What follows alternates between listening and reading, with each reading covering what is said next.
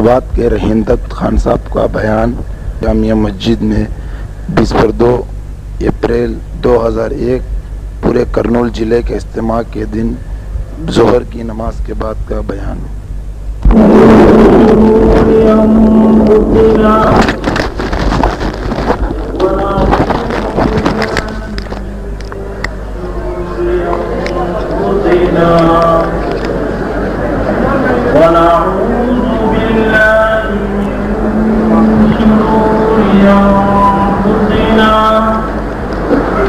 ومن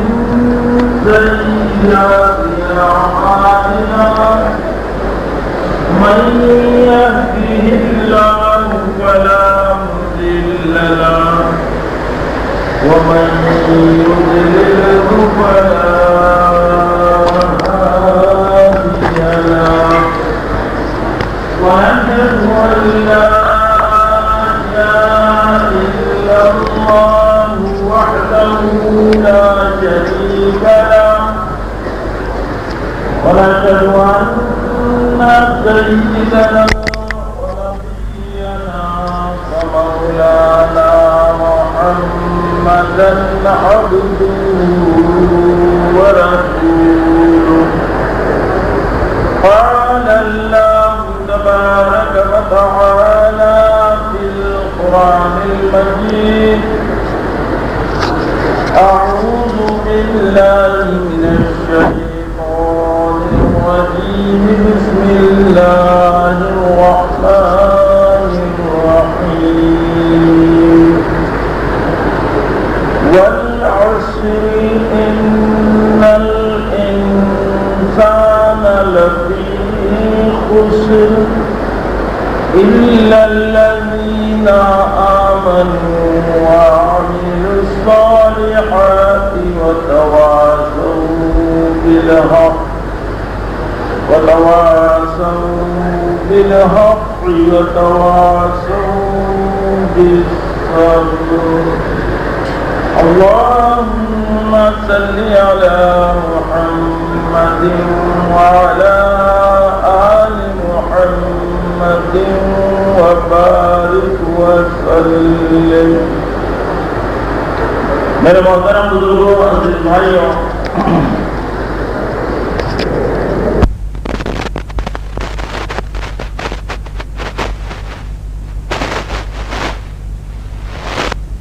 کامیاب کرنے اور آخرت میں کامیاب کرنے کے لیے اپنے پیارے نبی حضرت محمد الرسول اللہ صلی اللہ علیہ وسلم کے ذریعے سے زندگی گزارنے کا ایک مبارک طریقہ عطا فرمایا جس کو دین کہتے ہیں۔ اگر ہماری زندگی دین پر ہوگی، اگر ہم زندگی کے گزارنے میں اپنے پیدا کرنے والے پروردگار کے حکموں پر اور ان کے پیارے نبی حضرت محمد الرسول اللہ صلی اللہ علیہ وسلم کے مبارک طریقوں پر اپنی زندگی کو گزاریں گے، اللہ تعالیٰ کا یہ وعدہ ہے کہ اللہ اس دنیا میں بھی ہم کو کامیاب کرے گا، موت پر بھی ہماری کامیابی کے فیصلے ہوں گے، اور موت کے بعد جو ہمیشہ ہمیشہ کی زندگی آنے والی ہے اس میں اللہ تبارک و تعالیٰ اپنی نعمتوں سے ہم کو سرفراز کرے گا۔ اور جو انسان بے دینی کے راستے پر اپنے آپ کو لے کے چلیں گے، اپنے پیدا کرنے والے پروردگار کے احکامات کو چھوڑ کر حضرت محمد الرسول اللہ صلی اللہ علیہ وسلم کے مبارک طریقوں کو توڑ کر زندگی گزاریں گے، وہ اس دنیا میں بھی میرے دوستو نتیجے کے اعتبار سے ناکام ہوں گے، موت پر بھی ان کی ناکامی کے فیصلے ہوں گے، اور موت کے بعد جو ہمیشہ ہمیشہ کی زندگی آنے والی ہے اس میں وہ خدا کے غضب کا شکار ہوں گے۔ تو کامیابی کے حاصل کرنے کا راستہ، دنیا اور آخرت میں عزتوں کے لینے کا ضابطہ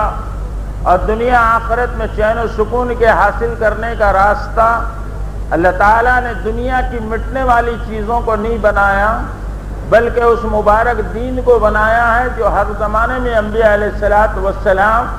اور آخر میں نبیوں کے امام تاجدار مدینہ حضرت محمد الرسول اللہ صلی اللہ علیہ وسلم لے کر آئے ہیں۔ یہ دنیا کی چیزیں جن کے اندر آج ہم اپنی کامیابیوں کو ڈھونڈ رہے ہیں، اپنی عزتوں کو ہم تلاش کر رہے ہیں، اپنی سربلندیوں کے لیے میرے دوستو سرگرداں ہیں، یہ دنیا کی چیزوں کی حقیقت میرے اور آپ کے آقا نبیوں کے امام محمد صلی اللہ علیہ وسلم اپنی امت کو ہر آن بتلاتے رہے، دنیا کے انجام سے واقف کرواتے رہے کہ کہیں یہ میری امت دنیا کی چمک دمک سے متاثر ہو کر اپنے پیدا کرنے والے پروردگار کے احکامات کو توڑ کر کہیں یہ خدا کے غضب کا شکار نہ ہو جائے۔ ہر قدم پر آپ اس دنیا کے انجام سے اور اس کی حقیقت سے اپنی امت کو واقف کرواتے رہے۔ ایک مرتبہ صحابہ کرام کو آپ لے کے چلے، ابو ہریرہ رضی اللہ تعالی عنہ بھی ساتھ میں ہیں۔ آپ نے فرمایا اے میرے صحابہ، کیا میں تم کو دنیا کی حقیقت بتاؤں، اس کے انجام سے تم کو میں واقف کرواؤں؟ صحابہ نے فرمایا یا رسول اللہ صلی اللہ علیہ وسلم ضرور بتلائیے۔ حضور صلی اللہ علیہ وسلم صحابہ کرام کو لے کر ایسے مقام پہ پہنچے جب مدینے کے لوگ اپنے گھروں کا کوڑا کرکٹ کچرا غلاظتیں پھینکا کرتے تھے، جیسے ہم اپنے محلوں میں کچرے کی کنڈیوں میں اپنے گھروں کا کچرا ڈالا کرتے ہیں، غلاظتیں پھینکا کرتے ہیں۔ وہاں پخانہ پڑا ہوا تھا، پھٹے ہوئے کپڑوں کی چندیاں اور چیتھڑے پڑے ہوئے تھے، انسانوں کی کھوپڑیاں اور جانوروں کی ہڈیاں پڑی ہوئی تھی۔ آپ صلی اللہ علیہ وسلم نے پخانے کی طرف اشارہ کر کے فرمایا اے میرے صحابہ، یہ وہ رنگ برنگ کا کھانا ہے جسے آدمی بڑی محنت سے کماتا ہے اور کھاتا ہے، اور کل تک جس کھانے کی خوشبو آدمی کو دسترخوان پر اپنی طرف متوجہ کر رہی تھی، آج اس کا انجام یہ ہے لوگ اس کی بدبو سے نفرت کر کے دور بھاگتے ہیں۔ پھٹے ہوئے کپڑوں کی چندیاں اور چیتھڑوں کی طرف آپ نے اشارہ کر کے فرمایا اے میرے صحابہ، یہ وہ زیب و زینت کا لباس ہے جسے پہن کر آدمی اکڑتا تھا، مٹکتا تھا، اپنی عزتوں کو اس سے وابستہ کیا کرتا تھا، لیکن آج یہ اس کے جسم سے جدا ہیں، ہوائیں ادھر سے ادھر کو اڑا رہی ہیں، عقل یہ مٹی میں مل کے ختم ہو جائیں گے۔ انسانوں کی کھوپڑیوں کی طرف آپ نے اشارہ کر کے فرمایا اے میرے صحابہ، یہ ان انسانوں کی کھوپڑیاں ہیں جو دنیا کی ہرس کیا کرتے تھے، دنیا کے منصوبے باندھا کرتے تھے،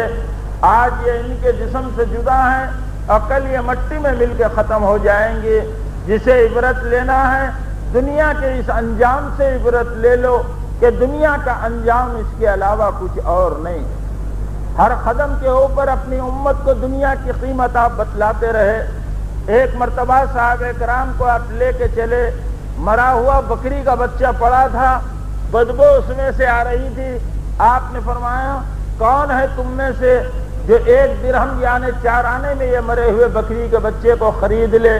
صحابہ نے فرمایا یا رسول اللہ صلی اللہ علیہ وسلم، یہ تو اتنا بیکار ہو گیا، اس کے مالک نے اس کو یہاں پھینک دیا، اگر کوئی ہمیں مفت بھی دے گا تو ہم اس کو لینے کے لیے تیار نہیں۔ حضور صلی اللہ علیہ وسلم نے فرمایا اے میرے صحابہ، جیسے یہ مرا ہوا بکری کا بچہ تمہاری نگاہوں میں کوئی قیمت نہیں رکھتا،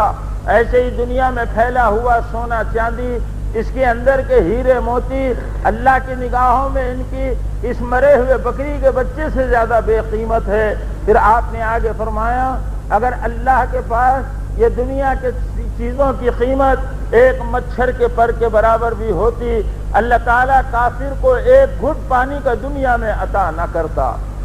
اسی لیے جب یہ دنیا کی حقیقت ہم مسلمانوں کے قلوب میں آئی تھی اور یہ دنیا کی بے وقتی جب دلوں کے اندر میں سمائی تھی، تو پھر حضرت علی رضی اللہ تعالیٰ عنہ نے ایک مرتبہ یوں فرمایا اے دنیا، تجھ سے کیا جی لگائیں، تیرے حلال کا حساب ہے اور تیرے حرام میں عذاب ہے، یعنی حلال کے راستے سے تجھے حاصل کریں، کل قیامت کے میدان میں اس کا حساب دینا پڑے گا، اور اگر حرام کے راستے سے تجھے لیں تو جہنم کا عذاب ہم کو بھگتنا پڑے گا۔ تو میرے دوستوں، میرے بزرگوں، میرے بھائیوں، ہماری دنیا کی کامیابی، ہماری آخرت کی کامیابی، اور ہماری دنیا کی عزت اور ہماری آخرت کی عزت، ہمارا دنیا کا چین و سکون اور ہماری آخرت کا چین و سکون، اور ہماری دنیا کی سربلندی اور ہماری آخرت کی سربلندی اللہ تبارک و تعالیٰ نے اپنے احکامات کے پورے کرنے میں رکھی ہے۔ جتنا ہم اللہ پاک کے حکموں پر اپنے آپ کو چلاتے چلیں گے، سر کے بال سے لے کے پیر کے ناخن تک، ہمارے آنکھوں کا دیکھنا، ہمارے زبان کا بولنا، ہمارے کانوں کا سننا، ہمارے پیروں کا چلنا، ہمارے دل و دماغ کا سوچنا، ہمارے ماں باپ کے ساتھ کا برتاؤ، ہمارے پڑوسیوں کے ساتھ کے تعلقات، ہمارے رشتہ داروں کے ساتھ کے معاملات، جو دوستوں کے ساتھ کے زندگی کا گزارنا، جو مال کا کمانا، مال کا خرچ کرنا، 24 گھنٹے کی زندگی کے ایک ایک عمل میں اگر ہم اپنے پیدا کرنے والے پروردگار کے حکموں پر اپنے آپ کو لے کے چلیں گے تو میرے دوستو اللہ تعالیٰ کا یہ وعدہ ہے، اللہ اس دنیا میں بھی ہم کو کامیاب کرے گا اور آخرت میں بھی انعامات سے سرفراز کرے گا۔ اور میرے دوستو، میرے بھائیوں، اگر اللہ کے حکموں پہ چلنے والے اور اللہ کے دین پر اپنی زندگی کو گزارنے والے ظاہر کے اعتبار سے چاہے یہ پیون کے کپڑوں میں کیوں نہ رہتے ہوں اور جھوپڑی میں ان کی زندگی کیوں نہ گزر رہی ہو اور فخر و فاخر کی وجہ سے پیٹ پیٹ کو کیوں نہ لگا ہوا ہو، لیکن اگر زندگی میں خدا کے احکامات ہوں گے اور اللہ کا دین عمل کے اعتبار سے زندہ ہوگا، جھوپڑی میں رکھ کر خدا عزت دے کے دکھائے گا، پیون کے کپڑوں کے اندر اللہ سر بلند کرے گا، فخر و فاخر کے اندر انسانوں کے دلوں میں خدا ان کی محبوبیت کو عطا کرے گا۔ تو میرے دوستوں، میرے بزرگوں، میرے بھائیوں، اور جو انسان اللہ کے احکامات کو توڑیں گے اور اپنے زندگی کے گزارنے میں محمد رسول اللہ صلی اللہ علیہ وسلم کے طریقوں کو چھوڑ کر اپنی جی کی چاہتوں پر اور دنیا کے اندھے انسانوں کے رسم و رواج، ان کے طریقوں پر اپنی زندگی کو لے کے چلیں گے تو وہ اس دنیا میں بھی نتیجے کے اعتبار سے ناکام ہوں گے اور موت کے پر بھی ناکامی کے فیصلے ہوں گے اور موت کے بعد کی ہمیشہ کی زندگی میں خدا کے غضب کا شکار ہوں گے۔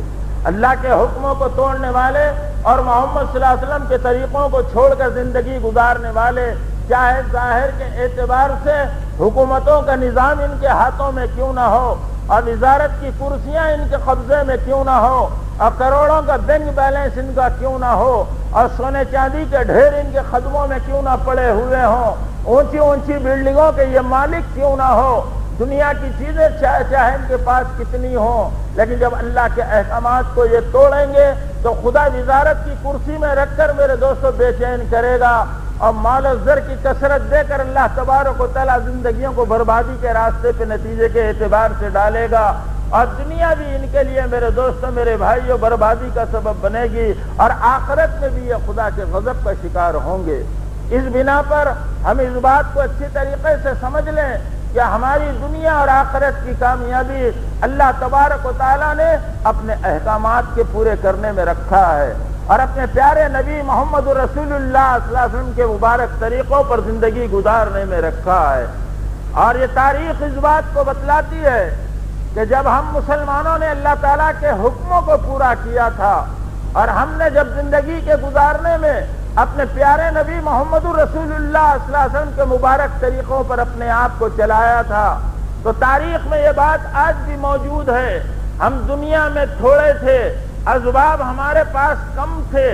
ظاہر کے اعتبار سے چیزیں ہمارے ہاتھوں میں نہیں تھی، لیکن اللہ کے حکموں کو پورا کرنے کی برکت سے اللہ تبارک و تعالیٰ نے تعداد کی کمی کے باوجود ہمیں دنیا میں چمکایا، اسباب کے کم ہونے یا نہ ہونے کے باوجود خدا نے ہمیں دنیا کے اندر میں عزتوں سے نوازا تھا۔ تاریخ کے دو واقعات میں آپ کے سامنے رکھتا ہوں کہ بدر کے موقع کو یاد کرو، حضرت محمد رسول اللہ صلی اللہ علیہ وسلم مدینہ منورہ میں موجود ہیں۔ آپ کو یہ اطلاع ملتی ہے ابو سفیان جو قافلہ لے کر ملک شام سے آ رہے ہیں، جو سامان لے کر آ رہے ہیں اپنے قافلے کے ساتھ، وہ مسلمانوں کے خلاف استعمال ہونے والا ہے۔ اس اطلاع کے ملنے پر ابو سفیان کو روکنے کے لیے حضور پاک صلی اللہ علیہ وسلم 313 صحابہ کو لے کے چلتے ہیں۔ کوئی لڑائی بھڑائی کا ارادہ نہیں تھا، صرف ابو سفیان کو روکنا، اس سامان کو لے لینا جو ایمان والوں کے خلاف استعمال ہونے والا تھا۔ اس ارادے سے آپ مدینے سے میرے دوست، میرے بھائیوں، 313 صحابہ کو لے کے چلتے ہیں۔ ابو سفیان کو اطلاع ملتی ہے کہ محمد صلی اللہ علیہ وسلم اپنے صحابہ کے ساتھ مجھے روکنے کے لیے آ رہے ہیں۔ ابو سفیان بہت ہوشیار تھے، ابھی آپ ایمان نہیں لائے تھے، راستہ بدل کے آپ مکے کو پہنچ جاتے ہیں اور قریش کے سرداروں کو جمع کرتے ہیں۔ ابو جہل بھی موجود ہے، ابو لہب بھی موجود ہے، بڑے بڑے سرداران قریش ہیں، اور ابو سفیان یوں کہتے ہیں کہ دیکھو محمد صلی اللہ علیہ وسلم اور ان کے ساتھیوں کی یہ ہمت، وہ مجھے روکنے کے لیے اور میرے سامان کو لینے کے لیے مدینے سے چل پڑے تھے۔ بس اتنا سننا تھا، ابو جہل کو غصہ آیا، سرداران قریش کو لڑائی کے لیے بھڑکایا، آواز لگائی چلو اب مدینے کی اینٹ سے اینٹ بجا دیں گے، ان ایمان والوں کا خاتمہ کر کے رکھ دیں گے۔ اور لڑائی کو جب بھڑکایا، 1100 کا لشکر جرار تیار ہوا، ان 1100 بہترین سواریوں پہ سوار، لوہے کی زرہ پہنے ہوئے اور ہر ایک کے ہاتھوں میں چمکتی ہوئی تلواریں، اور میرے دوستو کھا پی کے مسانڈ اور شراب کے نشے میں دھوپ اور گاتے بجاتے مکے سے چلے مدینے کی طرف، ان عزائم کے ساتھ آج ان ایمان والوں کا خاتمہ کر دیں گے اور مدینے کی اینٹ سے اینٹ بجا کے رکھ دیں گے۔ اور یہاں پر میرے دوستوں، میرے بزرگوں، میرے بھائیوں، اللہ کے نبی محمد صلی اللہ علیہ وسلم کے ساتھ جو صحابہ ہیں وہ 313 ہیں، اور مورخین نے لکھا ہے ان 313 میں صرف 8 مسلمان ایسے تھے جن کے ہاتھوں میں تلواریں تھیں، اور 305 مسلمانوں کے ہاتھوں میں لکڑیوں کی ٹہنیاں تھی۔ ظاہر کے اعتبار سے مسلمانوں کے پاس ناکامی کے پورے اسباب تھے۔ یہاں 1100 کی تعداد اور یہ مسلمان 313، اور یہ 1100 کے ہاتھوں میں ہر ایک کے ہاتھ میں چمکتی ہوئی تلوار، اور یہ 313 میں 8 کے ہاتھوں میں تلوار، 305 کے ہاتھوں میں لکڑیوں کی ٹہنیاں۔ وہ کھا پی کے مسانڈ، یہ فخر و فاخر سے نڈھال، اور ظاہر کے سارے اسباب ناکامی کے مسلمانوں کے پاس، اور ظاہر کے سارے اسباب کامیابی کے میرے دوستو محمد صلی اللہ علیہ وسلم کے دشمنوں کے ہاتھ میں ہے۔ لیکن ایک بات یہ تھی، یہ 313 ان کے ہاتھوں میں اسباب تو نہیں تھے، لیکن یہ 313 میں ایک بھی مسلمان ایسا نہیں تھا جو ایک وقت کی نماز کا چھوڑنے والا ہو۔ یہ 313 میں ایک بھی مسلمان ایسا نہیں تھا جو غیر کی بہو بیٹی پہ بری نگاہ ڈالنے والا ہو۔ یہ 313 میں ایک مسلمان ایسا نہیں تھا جو رمضان کے مہینے میں میرے دوست روزے کو توڑ کر زندگی گزار رہا ہو۔ یہ 313 میں ایک بھی مسلمان ایسا نہیں تھا جو اپنے ماں باپ کا نافرمان ہو۔ یہ 313 میں ایک بھی مسلمان ایسا نہیں تھا جو حرام کے راستے سے ایک پائی کمانا جانتا ہو۔ یہ 313 میں ایک بھی مسلمان ایسا نہیں تھا جو اپنے پڑوسیوں کو ستانے والا ہو۔ یہ 313 میں ایک بھی مسلمان ایسا نہیں تھا جو اپنے رشتہ داروں سے تعلقات توڑ کے زندگی گزار رہا ہو۔ یہ 313 میں ایک بھی مسلمان ایسا نہیں تھا جو اللہ کے کسی حکم کو توڑ کر یا محمد صلی اللہ علیہ وسلم کے کسی طریقے کو چھوڑ کر زندگی گزار رہا ہو۔ ظاہر کے اسباب یہ 313 کے پاس نہیں تھے، لیکن اللہ کے پورے احکامات اور محمد رسول اللہ صلی اللہ علیہ وسلم کا پورا طریقہ ان کی زندگیوں کے اندر میں میرے دوستوں جمع ہوا تھا۔ اور حضور کے طریقے پہ کس قدر سخت پابند تھے، اندازہ لگاؤ میرے دوستو حضور صلی اللہ علیہ وسلم کی ایک ایک سنت کی عظمت اور ایک ایک طریقے کی وقت ان کے قلوب میں کیسی تھی۔ ایک وقت آیا جب مسلمانوں سے میرے دوستو میرے بھائیوں ملک شام فتح ہوا، تو حضرت ابو درداء رضی اللہ تعالیٰ عنہ گورنر ہیں وہاں کے، اور دسترخوان کے اوپر بڑے بڑے عمراء رؤساء ملک شام کے بیٹھے ہیں اور کھانا کھا رہے ہیں۔ حضرت ابو درداء بھی کھانا کھا رہے ہیں، اور کھاتے کھاتے آپ کے ہاتھ سے نوالا چھوٹ کے گرا، آپ نے اسے اٹھایا اور صاف کر کے اسے کھانے لگے، تو پاس بیٹھے ہوئے غلام نے کہا کہ یہ ملک شام کے بڑے بڑے رؤساء عمراء یہ کیا سمجھیں گے کہ مسلمان منہ کا گرا ہوا اٹھا کے دسترخوان سے کھاتے ہیں، آپ ذرا ان کا تو خیال کیجئے۔ بس اتنا سننا تھا، ابو درداء رضی اللہ تعالیٰ عنہ کے پیشانی پہ میرے دوست بل پڑ گئے، چہرہ سرخ ہو گیا، اور یوں فرمایا انترک سنت حبیبی لہؤلاء الحمقاء، ارے میں ان احمقوں کے واسطے میرے آقا محمد رسول اللہ صلی اللہ علیہ وسلم کی سنت کو چھوڑ دوں؟ ارے جن سنتوں پہ عمل کرنے کی وجہ سے اللہ نے ان کو ہمارے تابع کیا ہے، تو یہ سمجھ رہا ہے کہ محمد صلی اللہ علیہ وسلم کی سنت پہ عمل کروں گا تو ہم ان کی نگاہوں سے گر جائیں گے۔ زندگی کے ہر رخ پر اور زندگی کے ہر قدم پر اور زندگی کے ہر موڑ پر اپنے آپ کو حضور پاک صلی اللہ علیہ وسلم کے طریقوں پہ لے کے چلنے والے یہ صحابہ، تو یہ مجمع 313 کا اب یہ ایک طرف کو کھڑے ہیں اور وہ 1100 کا لشکر جرار سامنے کھڑا ہوا ہے۔ اب اللہ کے نبی حضرت محمد صلی اللہ علیہ وسلم اپنے صحابہ سے یوں پوچھ رہے ہیں، بولو اے میرے صحابہ تمہارا اب کیا ارادہ ہے؟ مکے سے جو مسلمان ہجرت کر کے آئے تھے وہ تو زندگیاں لٹانے کے ارادے سے مدینے کو آئے تھے۔ حضور صلی اللہ علیہ وسلم کا اشارہ میرے دوستوں میرے بھائیوں انصار مدینہ کی طرف تھا۔ مدینے کے رہنے والے جو مسلمان تھے، جب حضور صلی اللہ علیہ وسلم مدینے میں آئے تھے تو انصار سے یہ معاہدہ تھا کہ اگر دشمن حملہ کرے گا مدینے میں رہ کے مقابلہ کریں گے، لیکن یہاں جو مقابلہ ہونے کو تھا یہ بدر کے مقام پر، اور بدر مدینے سے باہر ہے۔ اللہ کے نبی صلی اللہ علیہ وسلم کا اشارہ انصار کی طرف تھا۔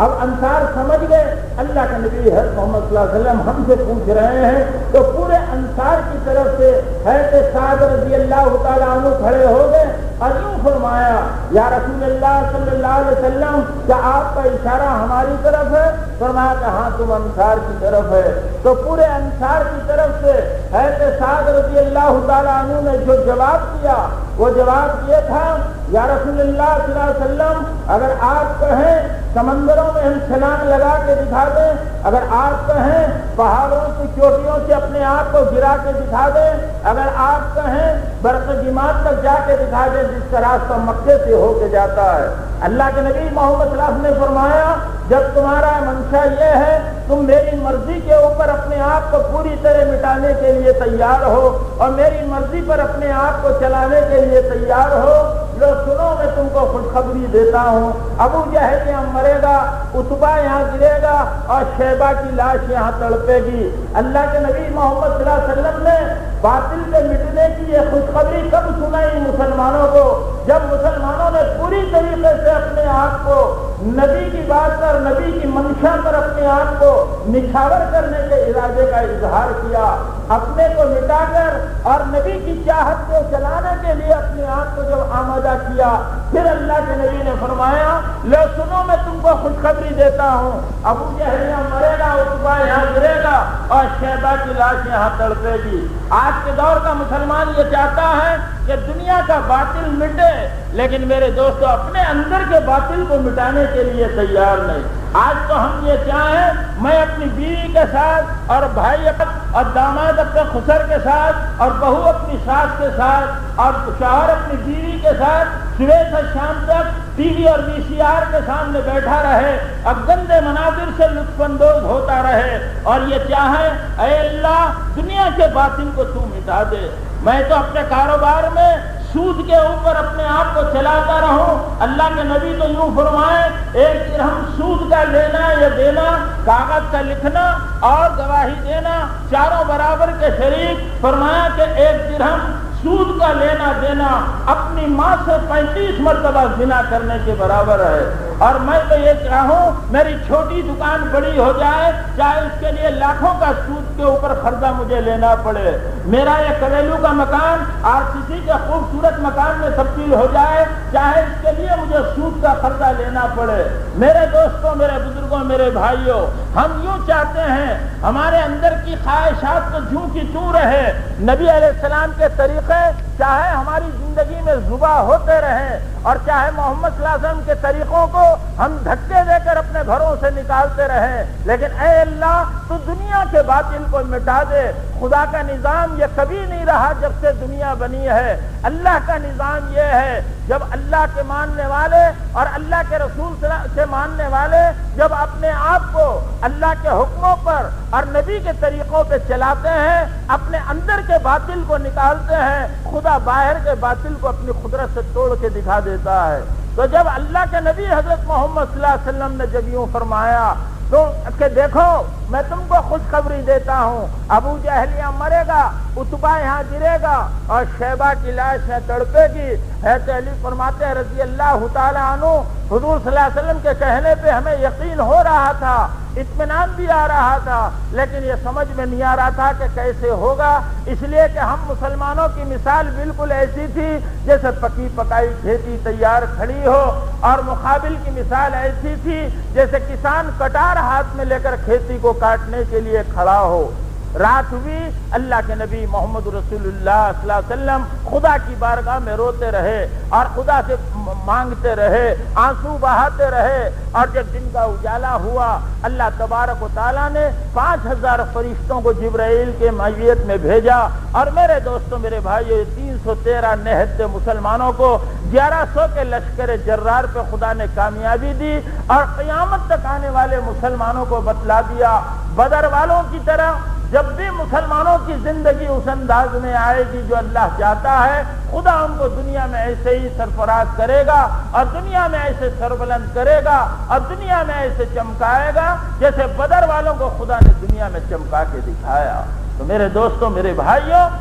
قرآن اس بات کو بتلاتا ہے اور تاریخ اس بات کو بتلاتی ہے، ہماری دنیا اور آخرت کی کامیابی دنیا کے پھیلے ہوئے چیزوں اور نقشوں میں خدا نے نہیں رکھی، بلکہ اللہ تبارک و تعالیٰ نے ہماری دنیا آخرت کی کامیابی اپنے دین میں اور دین کے راستے سے دیے گئے احکامات کے اندر میں رکھی ہے۔ اور پھر میرے دوستوں میرے بھائیوں، تاریخ دوسرے رخ کو بھی بتلاتی ہے۔ ایک زمانہ مسلمانوں کے اوپر وہ آیا کہ بغداد کی حکومت مسلمانوں کے ہاتھ میں تھی۔ حضور صلی اللہ علیہ وسلم کے پردہ فرمانے کے بعد 6 صدی ہجری کے اندر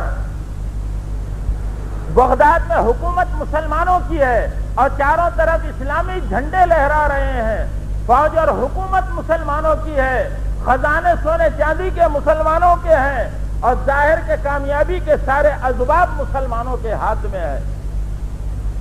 وزارت کی کرسیاں مسلمانوں کے ہاتھوں میں، ساز و سامان مسلمانوں کے پاس، فوج و ہتھیار مسلمانوں کے پاس، سونے چاندی کے خزانے مسلمانوں کے پاس، ظاہر کی ساری چیزیں مسلمانوں کے ہاتھ میں۔ لیکن جب حکومتیں اور مال اور دنیا کے عہدے جب آئے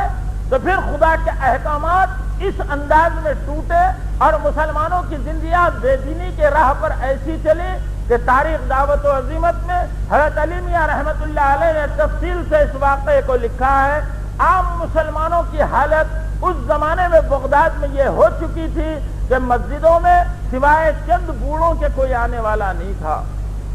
شراب کے اڈے مسلمانوں سے آباد،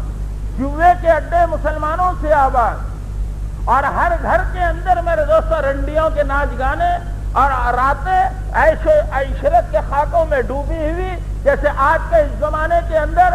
اللہ ماشاءاللہ کسی مسلمان کا گھر بچا تو بچا ہو، ورنہ نمازی کا بھی اور حاجی کا بھی اور قرآن پڑھنے والے کا بھی آج گھر ناچ گھر کا میرے دوستو تماشا بنا ہوا ہے۔ جیسے آج کے دور میں یہ ٹی وی اور VCR کے ذریعے سے ہر گھر کے اندر ناچ گانا چل رہا ہے۔ اور علامہ ابن خلدون رحمت اللہ علیہ نے قوموں کے عروج و زوال کے تمہید کے اندر میں یہ مقدمے میں یہ بات لکھی ہے، جب کسی قوم کی بربادی کا وقت آتا ہے تو تابوت میں جیسے آخری کیلا ٹھوکا جاتا ہے، مردے کو تابوت میں رکھ کے آخری کیل مارا جاتا ہے، اس کے بعد پھر وہ تابوت کھل نہیں سکتا۔ قوموں کے عروج و زوال کے میرے دوستوں مقدمے میں لکھا ہے، جب کسی قوم کی بربادی کا وقت آتا ہے تو وہ قوم ناچ گانے میں اور بے حیائیوں کے اندر میں مبتلا ہو جاتی ہے، وہ تابوت میں آخری کیل ہے، اس کے بعد وہ قوم دنیا کے اندر میں عروج نہیں پا سکتی الا یہ کہ اسے سچی پکی توبہ کر۔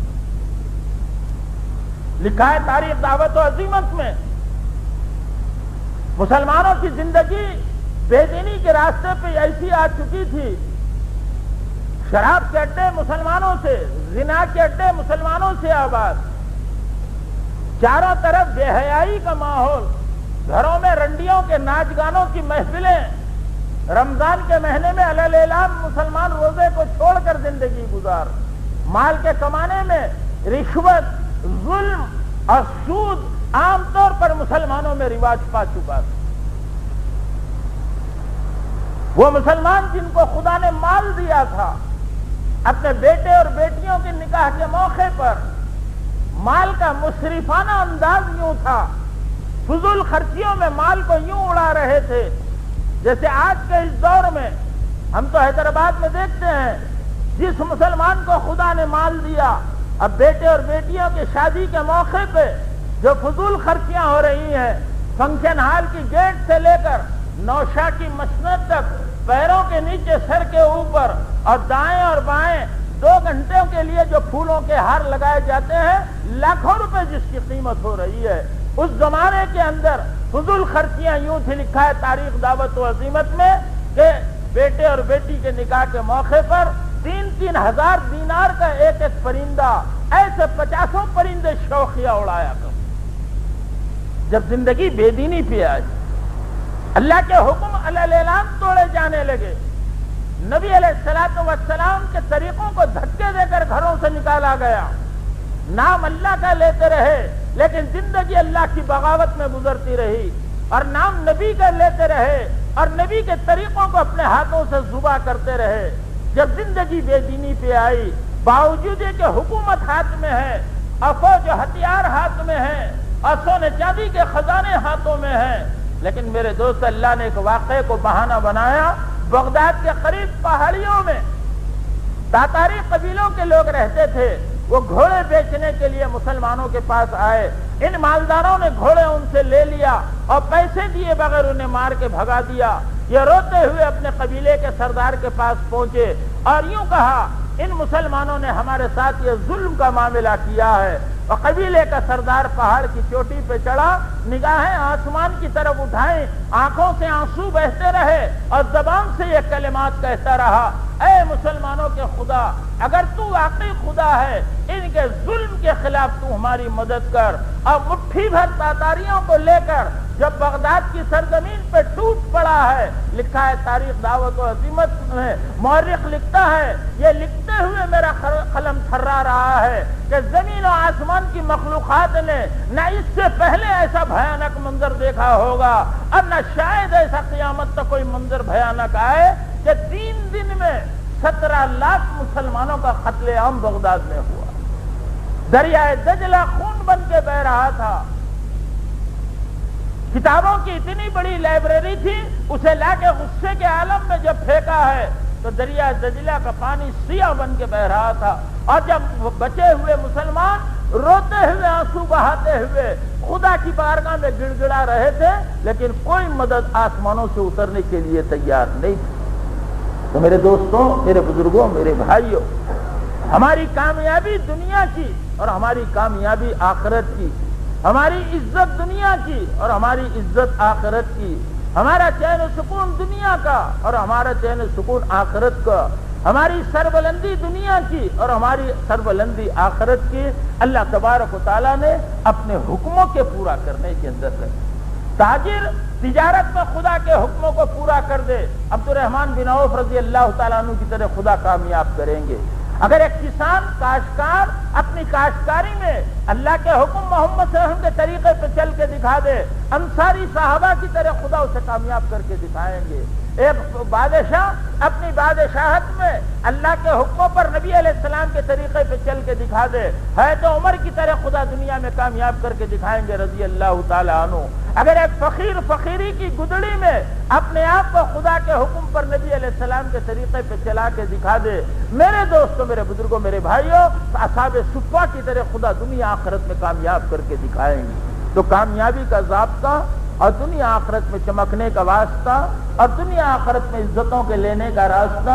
اللہ تعالیٰ نے دنیا کی پھیلی ہوئی چیزوں کو نہیں بنایا، بلکہ وہ احکامات جو دین کے راستے سے دیے گئے اور وہ جو طریقہ زندگی گزارنے کا محمد رسول اللہ صلی اللہ علیہ وسلم لے کر آئے، اگر وہ ہماری زندگی میں ہوگا، ہم جہاں ہوں گے خدا ہمیں کامیاب کر کے دکھلائے گا۔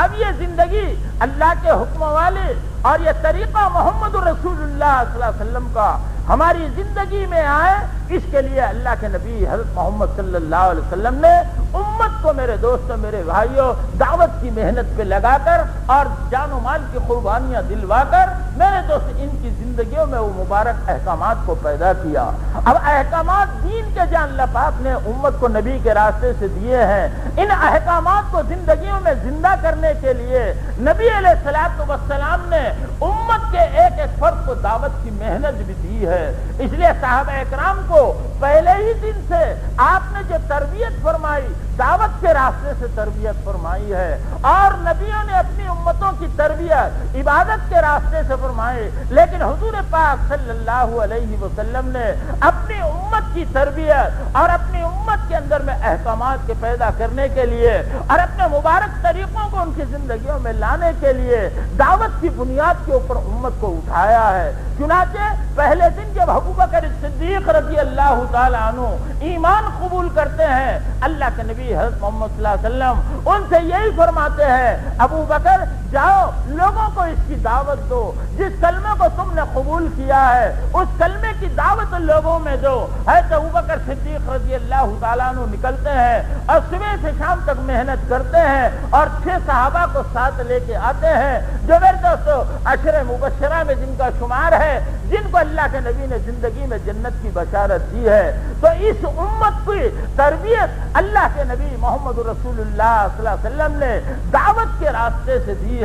ہے، اور یہ دعوت پہلے دن سے مسلمان کو دی گئی۔ اور جب میرے دوستو میرے بھائیوں، جب ہم مسلمان دعوت کی محنت کو اپنی زندگی کا مقصد قرار دے کے چل رہے تھے اور اپنی زندگی کی ضرورتوں کو سمجھ رہے تھے، تو اس دعوت کی برکت سے باطل کی ہمت نہیں تھی کہ مسلمان کو باطل کی دعوت دے سکے، لیکن جب سے ہم نے دعوت کے کام کو چھوڑا تو باطل ہماری زندگیوں میں داخل ہو گیا اور باطل افکار ہماری زندگیوں میں آ گئے اور باطل کی عملی زندگی ہمارے اندر میں آ گئی۔ اور میرے دوستو میرے بھائیوں، ہم نے اپنی دعوت کی محنت کی ضرورت کو نہیں سمجھا، ہم نے یوں سمجھا کہ یہ سب چند لوگوں کے کرنے کا کام ہے۔ نہیں میرے دوستو میرے بھائیوں، اللہ کے نبی محمد رسول اللہ صلی اللہ علیہ وسلم نے اس کی ضرورت کو سمجھایا کہ یہ دینداروں کے لیے دعوت کا محنت کرنا اور بے دینوں کے لیے دعوت کا محنت کا کرنا کتنا ضروری ہے۔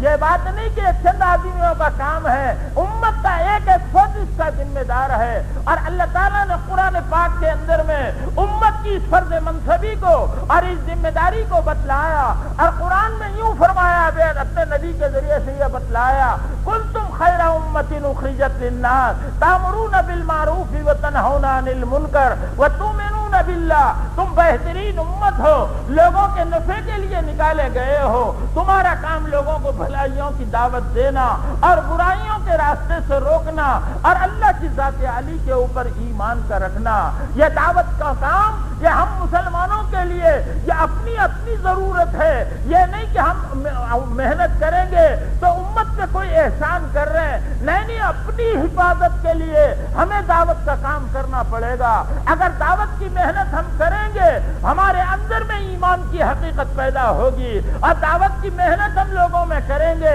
عبادت میں جان ہمارے پیدا ہوگی، اور دعوت کی محنت ہم کریں گے معاملات ہمارے صحیح ہوں گے، اور دعوت کی محنت ہم کریں گے معاشرت ہماری صحیح ہوگی، اور دعوت کی محنت کو ہم کریں گے اخلاق ہمارے بلند ہوں گے، اور 24 گھنٹے کی زندگی ان احکامات کے اوپر آئے گی جن کی تعلیم حضرت محمد رسول اللہ صلی اللہ علیہ وسلم نے ہم مسلمانوں کو دی ہے۔ اور میرے دوستوں میرے بزرگوں، اگر ہم نے اپنی ذمہ داری کو نہیں سمجھا اور یہ اپنی ضرورت کو نہ جانا تو اللہ کے نبی نے قیامت تک آنے والی امت کو تنبیہ کی اور یوں بتلا دیا۔ وہ جو حدیث فضائل تبلیغ میں ہم روزانہ پڑھتے رہتے ہیں کہ دوپہر کا وقت ہے، حضرت محمد رسول اللہ صلی اللہ علیہ وسلم در اقدس میں تشریف لاتے ہیں، وضو فرماتے ہیں، اما جان عائشہ رضی اللہ تعالیٰ عنہ فرماتی ہے کسی سے کوئی گفتگو آپ نہیں فرماتے، وضو کر کے سیدھا مسجد نبی میں تشریف لے جاتے ہیں، اور صحابہ کا مجمع بیٹھا ہے ممبر کے قریب، حضور صلی اللہ علیہ وسلم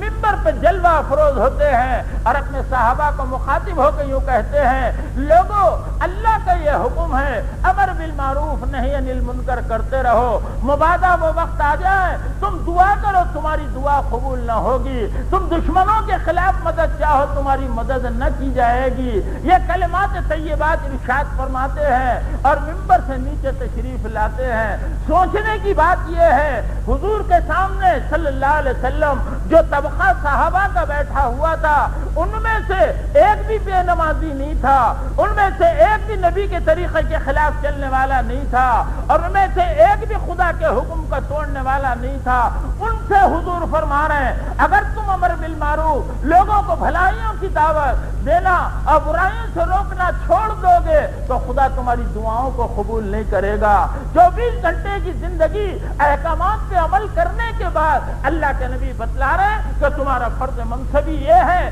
کہ ان دنیا میں بسنے والے انسانوں کو بھلائیوں کی دعوت دو اور برائی کے راستے سے روکو۔ حضرت ابو درداء فرماتے رضی اللہ تعالی عنہ اللہ کے نبی نے فرمایا جب تم امر بالمعروف نہی عن المنکر چھوڑ دو گے اللہ تمہارے اوپر ایسے دشمنوں کو مسلط کرے گا جو نہ تمہارے بڑوں کا ادب کریں گے نہ تمہارے چھوٹوں پہ شفقت کریں گے، اور اس وقت تمہارے برگزیدہ لوگ دعائیں کریں گے اللہ ان کی دعاؤں کو قبول نہیں کرے گا۔ تو ہماری حفاظت اور ہماری ترقی دین پہ چلنے میں دین کی محنت کے کرنے میں ہے۔ میرے دوستوں میرے بزرگوں میرے بھائیوں اللہ تعالیٰ نے رحم فرمایا اور کرم کیا اس امت پر ایسے زمانے میں جبکہ عام طور پہ انسانیت اپنی خواہشات کو پورا کرنے کے اندر میں لگی ہوئی ہے اور مٹنے والے جذبات کے پورا کرنے میں صلاحیتوں کو لٹا رہی ہے، اب مٹنے والے مال و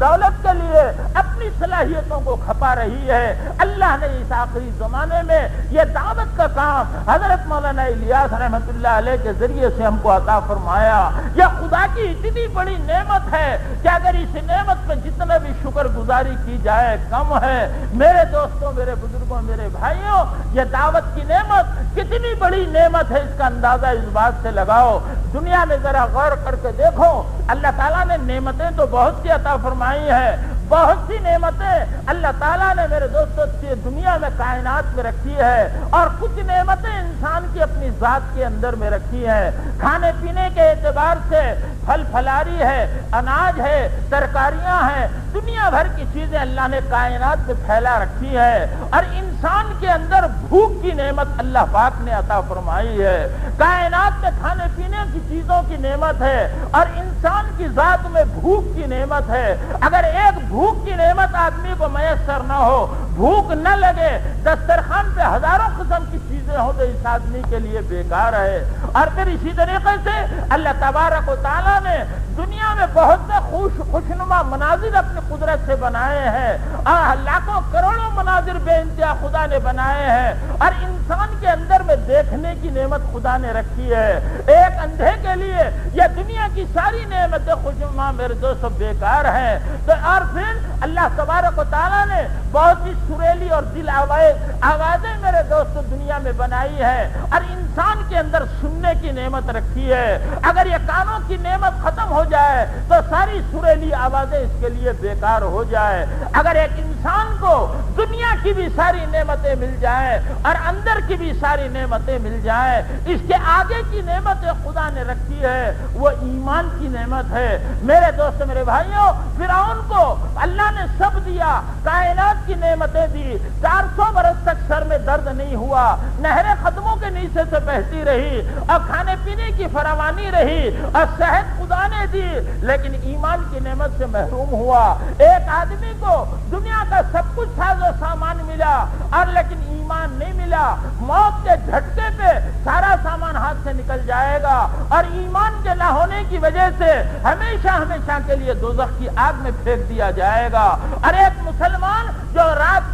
ساری زندگی بھوک و پیاس میں گزری، فقر و فاقے میں گزری، پھٹے ہوئے کپڑوں میں گزری، اور بیماریوں کے ساتھ گزری، اور ساری تکلیفوں کے ساتھ گزری، لیکن ایمان اگر سینے میں ہے موت آئے گی یہ ساری تکالیف اس سے ہٹ جائیں گے، لیکن اسی ایمان کی وجہ سے ہمیشہ ہمیشہ کے لیے جنت میں ڈال دیا جائے گا۔ اس لیے روایتوں میں آتا ہے کہ جب اللہ تبارک و تعالیٰ میرے دوست میرے بھائی وہ کچھ گناہگار ایسے ہوں گے جو گناہوں کی وجہ سے جہنم میں پڑے رہیں گے تو کافر ان کو تانا ماریں گے، ارے تم تو یہ کہتے تھے کہ ہم کلمے والے ہیں ہم جنت میں جائیں گے، ہم کلمہ نہیں پڑھ کے بھی جہنم میں، تم کلمہ پڑھ کے بھی جنت میں۔ اللہ کی غیرت کو جوش آئے گا اور اللہ یوں فرمائیں گے جس کے سینے میں رائی کے دانے کے برابر بھی ایمان ہو اسے جہنم سے نکال لو، اور جب وہ نکالے جائیں گے تو کافر حسرت کریں گے کاش ہم بھی ایمان والے ہوتے تاکہ ہمیں بھی یہ جہنم سے چھٹکارا مل جاتا۔ تو کائنات کی ساری چیزیں ملے اور اندر کی ذات کی ساری نعمتیں ملے، اس سے آگے کی نعمت ایمان کی نعمت ہے، اور یہ ایمان کی نعمت اتنی اونچی نعمت ہے کہ اگر ساری دنیا اس کے قدموں میں ڈال دی جائے ایمان کے مقابلے میں اس کی کوئی قیمت نہیں۔ اور ایمان کی نعمت کو صحابہ نے جب سمجھا تھا تو پھر میرے دوستوں میرے بزرگوں میرے بھائیوں دنیا کی دولتوں کو ٹھکرانا ان کے لیے آسان تھا۔ عبداللہ ابن حذیفہ رضی اللہ تعالیٰ عنہ صاحب رسول ہیں، دعوت ایمان کے لیے عیسائی ملک میں داخل ہوتے ہیں، فوج گرفتار کرتی ہے، بادشاہ کے سامنے پیش کرتی ہے، بادشاہ لالچ دیتا ہے عبداللہ ایمان کو چھوڑ دے اسلام سے ہٹ جا، آدھا ملک آدھا مال تیرے قدموں میں ڈال دوں گا۔ عبداللہ رضی اللہ تعالیٰ عنہ ابن حذیفہ ایمان کی قیمت کو جانتے تھے، پلٹ کے فرمایا ارے بولے دیوانے تو آدھے ملک آدھے مال کی بات کر رہا ہے، پورا ملک اور پورا مال بھی تو میرے قدموں میں ڈال دے، پلک بن کر کے کھولنے میں جتنا وقت لگتا ہے اتنے وقت کے لیے بھی میں ایمان سے ہٹنے کو تیار نہیں۔ اب عائشہ نے دیکھا کہ یہ مال کے لالچ میں آنے تیار نہیں، تو میرے دوستوں میرے بزرگوں میرے بھائیوں بادشاہ کے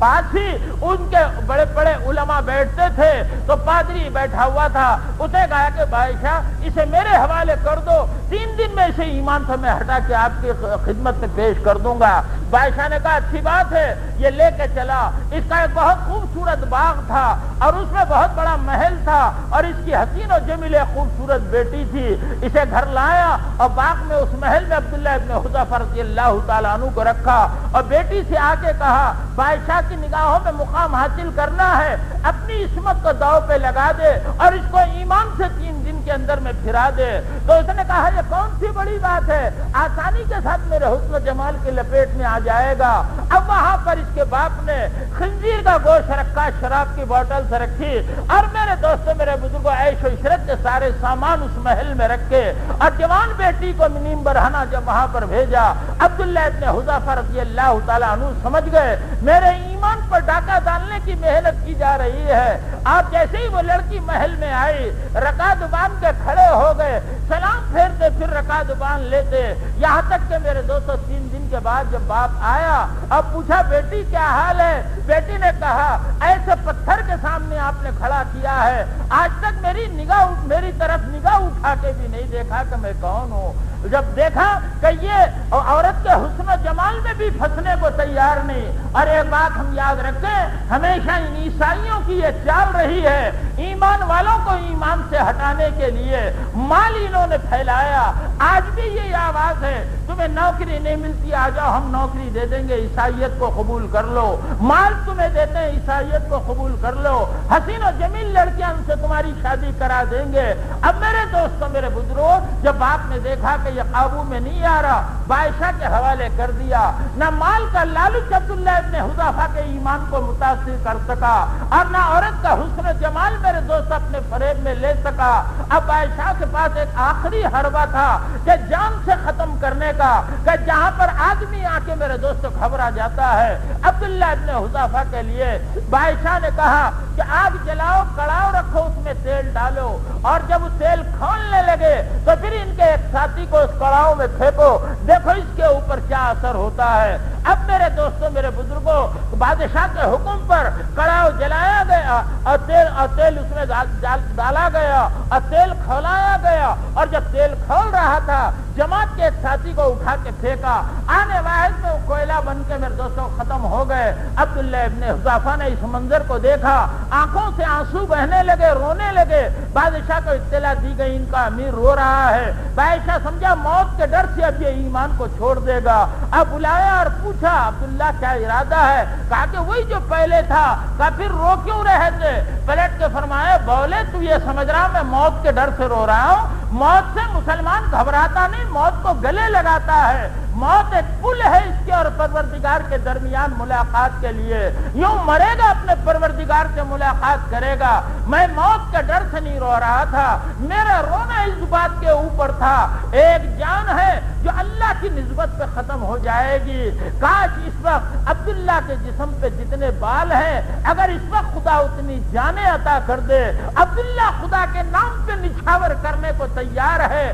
اس کمی کے اوپر مجھے رونا آ رہا ہے۔ میرے دوستوں، میرے بھائیوں، ایمان کی قیمت کو جب مسلمان نے جانا تھا تو نہ مال اسے میرے دوستوں اس کو ایمان کو ہٹا سکا، نہ عورت کا حسن و جمال اس پہ اثر ڈال سکا، نہ موت سے یہ خوف زدہ ہو سکا۔ میرے دوستوں، میرے بھائیوں، اللہ تعالیٰ نے جو نعمتیں دی ہیں، کائنات کی نعمتیں، اندر کی نعمتیں، اس سے آگے کی نعمت میرے دوستوں ایمان کی نعمت ہے۔ اور اگر کسی آدمی کو میرے دوستوں، میرے بزرگوں، میرے بھائیوں، اگر کائنات کی نعمتیں بھی مل جائے، اندر کی نعمت بھی مل جائے اور ایمان کی بھی نعمت مل جائے، اس کے آگے کی نعمت دعوت کی محنت کی نعمت، ایمان کی محنت کی نعمت ہے، جو اللہ تعالیٰ صرف اور صرف اپنے محبوب بندے انبیاء علیہ الصلوۃ والسلام کو عطا کیا کرتے تھے۔ اور میرے دوستوں، یہ دعوت کی محنت میں اس گئے گزرے زمانے میں خدا نے اپنے کرم سے ہم کو جوڑا ہے تاکہ اس محنت کے ذریعے سے وہ زندگی جو اللہ ہم سے چاہتا ہے، محنت کرنے والوں میں پہلے وہ زندگی آئے اور پہلے وہ زندگی عملی طور پر ہمارے اندر میں آئے اور پھر ہماری محنتوں کے کو ذریعہ بنا کر خدا عالم کے انسانوں کو میرے دوستوں ان احکامات پر چلنے کی توفیق عطا فرمائے۔ ایسے اونچے اور مبارک کام میں اللہ تعالیٰ نے ہم کو محض اپنے فضل و کرم سے جوڑا ہے۔ اور یہ خدا کی نعمت جب ملتی ہے تو اللہ کا ضابطہ یہ ہے لئن شکرتم لازیدنکم ولئن کفرتم ان عذابی لشدید۔ اگر تم ہماری نعمت کی شکر گزاری کرو گے ہم زیادتی کریں گے، اور اگر ناشکری کرو گے تو ہماری پکڑ بہت سخت ہے۔ حضرت مولانا اشرف علی تھانوی رحمۃ اللہ علیہ نے فرمایا ہر نعمت کی شکر گزاری کے 3 درجے ہیں۔ ایک درجہ تو یہ ہے آدمی زبان سے کہے اے اللہ تیرا شکر ہے کہ تو نے یہ نعمت مجھ کو عطا فرمائی ہے۔ فرمایا ایک مرتبہ یہ آنکھ اللہ نے کسی کو دی ہے، اس کی شکر گزاری کا ایک درجہ یہ ہے آدمی زبان سے یہ کہے اے اللہ تیرا شکر ہے تو نے دیکھنے کو آنکھ دی، اور ایک درجہ یہ ہے دل کی گہرائی سے تسلیم کرے اے اللہ تیرا شکر ہے کہ تو نے مجھے دیکھنے کو آنکھ دی۔ لیکن حقیقی معنی میں جو شکر گزاری جو تیسرا درجہ ہے، یہ آنکھ وہیں دیکھے جہاں دیکھنے کا حکم ہے اور وہاں دیکھنے سے بچے جہاں دیکھنے سے خدا نے منع کیا ہے۔ یہ آنکھوں کی شکر گزاری ہے۔ زبان کی شکر گزاری یہ ہے کہ زبان سے وہی کہے جو کہنے کا حکم دیا، غیبت سے، جھوٹ سے، بری باتوں سے اس زبان کو بچائے۔ ایسے اللہ تبارک و تعالیٰ نے یہ دعوت کی نعمت عطا فرمائی، ایسی اونچی نعمت اور ایسی بڑی نعمت کہ میں اور آپ اس کا اندازہ نہیں لگا سکتے۔ اس لیے مولانا الیاس رحمۃ اللہ نے فرمایا تھا یہ قرن اول کا ہیرا ہے، میرے دوستو اس کی قدر کر لو۔ اکثر میرے دوستو، میرے بھائیوں، میں اپنے ساتھیوں میں یہ بات کہا کرتا ہوں کہ دیکھو اگر کسی آدمی کو 115 سال کی اگر عمر ملی، اگر زندگی خدا نے دے دی تو 15 سال کے بعد تو بلوغ کو وہ پہنچتا ہے۔ اب 100 برس کی عمر اس کی باقی ہے جہاں احکامات اس کے اوپر فرض ہوتے ہیں۔ اب یہ 100 برس میں روزانہ یہ 5 نمازیں فرض پڑے گا تو مہینے کے 30 دن کے اندر میں کتنی نمازیں ہوں گی؟ بولو، ارے بولو، روزانہ 5 تو مہینے کو 150 اور سال کو 1800 اور 10 سال کو 18,000 اور 100 سال کو 1,80,000۔ چاہا بھی تو 1,80,000 ایک نہیں پڑھ سکتے۔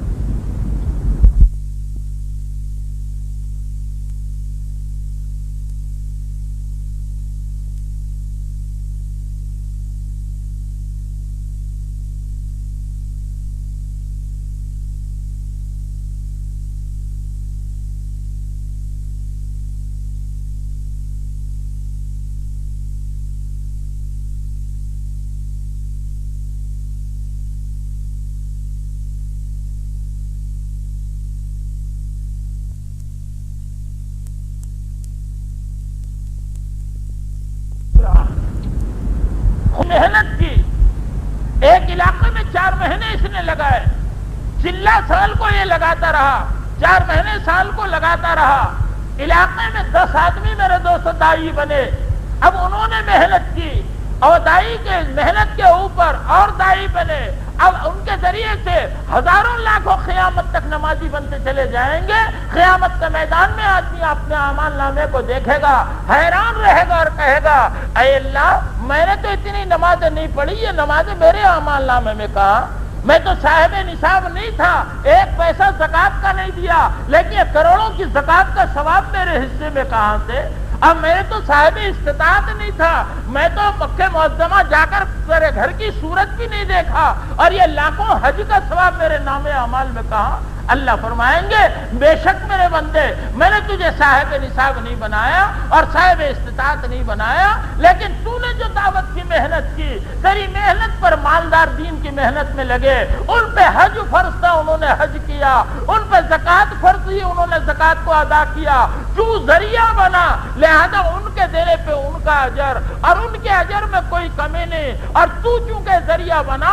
لہذا ان سب کا اجر تیرے نام اعمال میں ہم نے لکھا ہے۔ میرے دوستو، میرے بھائیوں، آدمی قیامت کے میدان میں سوچ نہیں سکے گا اپنے نام اعمال کو دیکھ کر، اس لیے حدیث پاک میں آتا ہے جس کا خلاصہ یہ ہے، قیامت کا دن ہوگا، ایک آدمی ہوگا، اس کے پیچھے لاکھوں کا مجمع ہوگا، اور اس کے ہاتھ میں لوائے حمد ہوگا، جھنڈا ہوگا، اور وہ چلے گا، اور ساری میرے دوستوں امتیں پچھلی دیکھیں گی اور یہ کہیں گی یہ کون سا نبی ہے؟ اللہ کی طرف سے کہا جائے گا یہ نبی نہیں ہے، یہ محمد رسول اللہ صلی اللہ علیہ وسلم کا امتی ہے، جو دین کی محنت کیا، اور اس کی محنت پر ہم نے اتنوں کو ہدایت کی دی، اور یہ ساروں کو لے کر حضور کے جھنڈے تلے جنت میں داخل ہوگا۔ تو میرے دوستوں، میرے بزرگوں، یہ وہ محنت ہے جو فرائض کو زندہ کرتی ہے، یہ وہ محنت ہے جو سنتوں کو زندگیوں میں جاری کرتی ہے، یہ وہ محنت ہے جو نوافل کی قیمت دلوں کے اندر میں اتارتی ہے، یہ وہ محنت ہے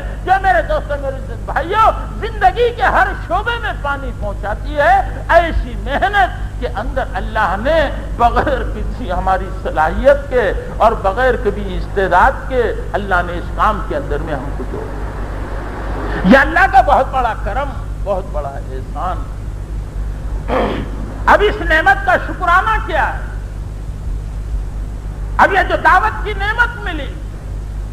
اب یہ دعوت کا شکرانہ کیا ہے؟ آنکھ کا شکرانہ یہ ہے، آنکھ وہیں دیکھے جہاں دیکھنے کا حکم، وہاں سے بچے جہاں دیکھنے سے منع کیا۔ زبان کا شکرانہ یہ ہے، وہی بولے جو بولنے کا حکم، اور اس سے بچائے جسے بولنے سے منع کیا۔ اب جب دعوت میں خدا نے لگایا، جس دعوت کے ذریعے سے زندگی کے اندر خدا کے احکامات سر کے بال سے لے کے پیر کے ناخن تک زندہ ہوتے ہوں، اور زندگی کے ہر شعبے میں زندہ ہوتے ہوں، اب یہ دعوت کا شکرانہ کیا ہے؟ فرمایا بزرگوں نے، دعوت جو صفات ہم سے چاہتی ہے اور دعوت جو زندگی ہم سے چاہتی ہے، وہ زندگی ہمارے اندر میں عمل کے اعتبار سے، یہ دعوت کا شکرانہ ہے۔ دعوت ہم سے کیا صفات چاہتی ہے؟ میرے دوستوں، میرے بزرگوں، میرے بھائیوں، ایک مرتبہ مولانا عبید اللہ صاحب رحمت اللہ علیہ بستی نظام الدین میں 2 مہینے کی ترتیب میں نظام الدین میں تھا، دلی کے لوگ کچھ آ کے بیٹھے، ان سے کچھ بات کر رہے تھے کمرے میں، میں بھی جا کے بیٹھ گیا۔ حضرت نے فرمایا کہ بھائی دیکھو، ایک زمانہ تھا لفظ مسلمان پر غیروں کے اندر بھرم تھا، صاحب یہ مسلمان ہے جھوٹ نہیں بول سکتا، یہ مسلمان ہے غیر کی بھو بیٹی کو نہیں تاک سکتا، لیکن عام مسلمانوں نے اپنے بھرم کو ختم کیا تو یہ بھرم خدا نے حاجیوں کو دیا۔ فرمایا کہ ہمارے علاقے یوپی میں ایک زمین کا جھگڑا ہوا، مسلمانوں نے کہا یہ ہماری، ہندوؤں نے کہا یہ ہماری، عدالت میں مقدمہ گیا، ہندوؤں نے کہا ہم ان مسلمانوں سے کوئی کاغذات نہیں چاہتے، ہمارے گاؤں میں ایک حاجی ہے، وہ آ کے گواہی دے دے کہ یہ زمین کس کی ہے تو اس کی، اگر وہ یہ گواہی دے دے یہ ہندوؤں کی ہے تو ہندوؤں کی، یہ گواہی دے دے مسلمانوں کی تو مسلمانوں کی، ہم مسلمانوں سے کاغذ بھی نہیں پوچھیں گے۔ گواہی کا دن جب آیا، حضرت مولانا نے فرمایا مسلمان حاجی صاحب کے پاس ایک دن پہلے پہنچے، اکیلے حاجی صاحب مسلمانوں کی لاج رکھ لو۔ حاجی صاحب نے فرمایا زمین کے ٹکڑے کے لیے میں اپنے ایمان کو برباد نہیں کر سکتا، کل خدا کے سامنے مجھے حاضر ہونا، میں تو وہی کہوں گا جو حق ہے۔ اور جب گواہی کا دن آیا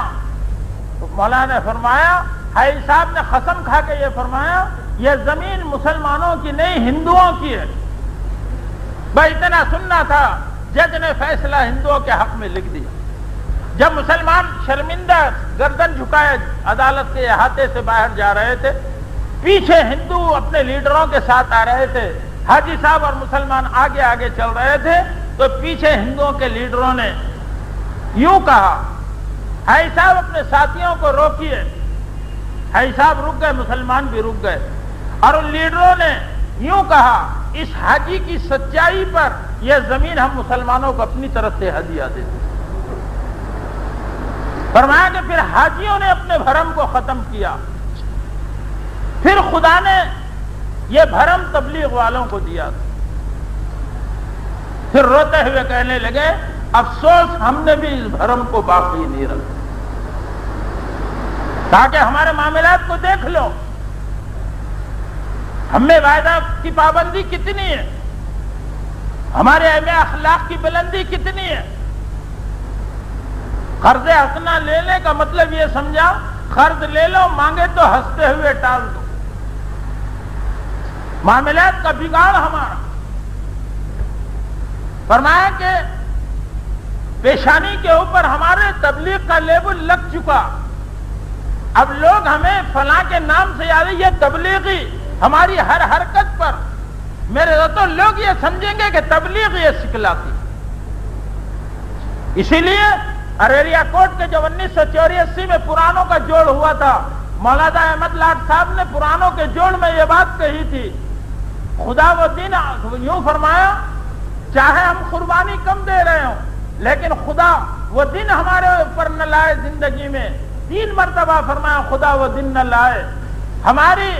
بگاڑ اور بدعمالیوں کی وجہ سے، بدمعاملگی کی وجہ سے لوگ دعوت کے کام سے دور ہو رہے ہیں۔ وہ ہماری زندگی کا بدترین دن ہوگا جب لوگ ہماری وجہ سے دعوت سے کٹ رہے ہیں۔ میرے دوستوں، میرے بزرگوں، میرے بھائیوں، دعوت سفید کپڑے پہ دھبا بہت جلدی نظر آتا ہے، کالے کپڑے پہ بڑے بڑے داغ بھی نظر نہیں آتے۔ اسی لیے حضرت مولانا یوسف صاحب رحمت اللہ علیہ فرمایا کرتے تھے کہ دیکھو اس کام کو موت تک اپنی ذات کی اصلاح کی بنیاد پہ کرتے رہو، چاہے 1 دن کا سفر کرو، چاہے 3 دن کرو، چاہے مسجد وار جماعت میں چلو، چاہے 40 دن دو، چاہے 4 مہینے دو، چاہے 1 سال دو، چاہے پوری زندگی لگاؤ، ہر وقت اپنی نگاہوں کے سامنے یہ مقصد رکھو میں اپنی ذات کی اصلاح کے لیے اس کے اندر جاؤں۔ دعوت دوسروں کو دیتے رہو لیکن اپنی ذات کی اصلاح کی بنیاد کے اوپر چلتے رہو۔ فرمایا مولانا انعام الحسن صاحب رحمۃ اللہ علیہ نے ایک دفعہ فرمایا اگر کوئی آدمی اپنی ذات کی اصلاح کی بنیاد بنا کر اس کام میں چلے گا، اللہ کا یہ وعدہ ہے اللہ تعالیٰ اس کی بھی اصلاح کریں گے اور اس کے ذریعے ہزاروں کی اصلاح خدا کریں گے۔ اور اگر کوئی اپنی ذات کی اصلاح کو مقصود نہیں بنایا اور دوسروں کے اندر میں دوسروں کی اصلاح کو مقصود بنایا، ہو سکتا ہے اس کے ذریعے سے دوسروں کو خدا دوسروں کی اصلاح کر دے لیکن خدا کی طرف سے اس کی اصلاح کا وعدہ نہیں ہے۔ اس لیے فرمایا ہمارے بڑوں نے اس مبارک کام میں، یہ دعوت کی اس محنت میں جو اس امت کو دنیا آخرت میں چمکائے گی، جو زندگی کے ہر شعبے کے اندر احکامات کو زندہ کرے گی، اس کی بنیاد اپنی ذات کی اصلاح ہے۔ میں جماعت میں نکلوں اس لیے کہ میری اصلاح ہو، میں گشت کر رہا ہوں اس لیے کہ میری اصلاح ہو، میں تعلیم کر رہا ہوں اس لیے کہ یہ چیزیں میرے اندر آئیں، میں انفرادی ملاقات کر رہا ہوں اس لیے کہ یہ میرے اندر آئے، میں عمومی گشت کر رہا ہوں تاکہ میرے اندر یہ آئے، میں خصوصی ملاقات سے بات کر رہا ہوں تاکہ یہ باتیں میرے اندر میں آئے۔ اپنی ذات کو بنیاد بنا کر آدمی اس کام میں چلے۔ اور پھر مولانا یوسف صاحب رحمۃ اللہ علیہ ایک دفعہ فرمایا جب تم کام کرو گے آپ محنت کرتے چلو گے دعوت کے کام میں، محنت کرتے کرتے کرتے کرتے قربانی دیتے دیتے کام کرنے والوں کے 3 طبقے بنیں گے. حضرت نے فرمایا ایک طبقہ سب سے پہلے فرمایا ناخد کا، آدمی کام بھی کر رہا، چلے بھی لگا رہا، 4 مہینے بھی لگا رہا اور گشتیں بھی کر رہا اور تعلیم میں بھی بیٹھ رہا اور سب کچھ کر رہا، لیکن شیطان ذہن میں ناخدانہ مزاج بنائے، ہر ایک کی کیڑے نکالنا، ہر ایک کے اندر کی خرابیوں کو ڈھونڈنا. ارے صاحب وہ تو گھنٹوں بیٹھ کے تقریر کرتے ہیں، لیکن ہماری بیوی نے کہا کہ بیوی کا آج تک شرعی لباس بھی نہیں بنا. صاحب وہ تو ہر سال 4 مہینے لگاتے، لیکن ان کے اندر میں تو یہ خرابیاں وسیع پڑی. مولانا شاہ یعقوب صاحب رحمۃ اللہ علیہ بھوپال کے بہت بڑے اللہ والے گزرے ہیں. مولانا عمران خان صاحب کے پیر و مرشد، ایک آدمی بستی نظام مرکز نظام الدین میں کچھ وقت لگا کے آ کے خانخواہ کو آیا اور آ کے بولا کہ حضرت میں بڑی تعریف سن کے مرکز نظام الدین کو گیا تھا، لیکن فلاں میں یہ خرابی ہے، فلاں میں یہ خرابی ہے، فلاں میں یہ خرابی ہے. حضرت خاموشی سے سنتے رہے، پھر پلٹ کے فرمایا سور باغ میں بھی جاتا ہے تو پخانے ہی کو تلاش کرتا ہے. حالانکہ باغ میں بہت سے خوشبودار پھول بھی ہیں اور لذیذ پھل بھی ہیں، لیکن اس کی فطرت میں خباثت اور گندگی ہے اور باغ میں جا کر بھی پخانے کو تلاش کرتا ہے. جہاں ساری دنیا کے ہدایت کو لے کے جا رہی ہے، فرمایا تجھے وہاں پر بھی گندگیاں نظر آئیں. فرمایا مولانا یوسف صاحب رحمۃ اللہ علیہ نے کام کرتے کرتے کام کرنے والوں میں ایک طبقہ بنے گا ناخد، ہر ایک کے کیڑے نکالنا، ہر ایک کی غلطیوں کو اچھالنا. اور آدمی دوسروں کی غلطیوں کو کب اچھالتا ہے، کیڑے کب نکالتا ہے؟ جب اپنے کو اچھا سمجھے گا تو دوسرے کو میرے دوستوں خراب جانے، اور جب آدمی سمجھے کہ میں سب سے برا تو کسی کی کوئی نگاہوں میں برا نہیں. ظفر کا جو شعر ہے،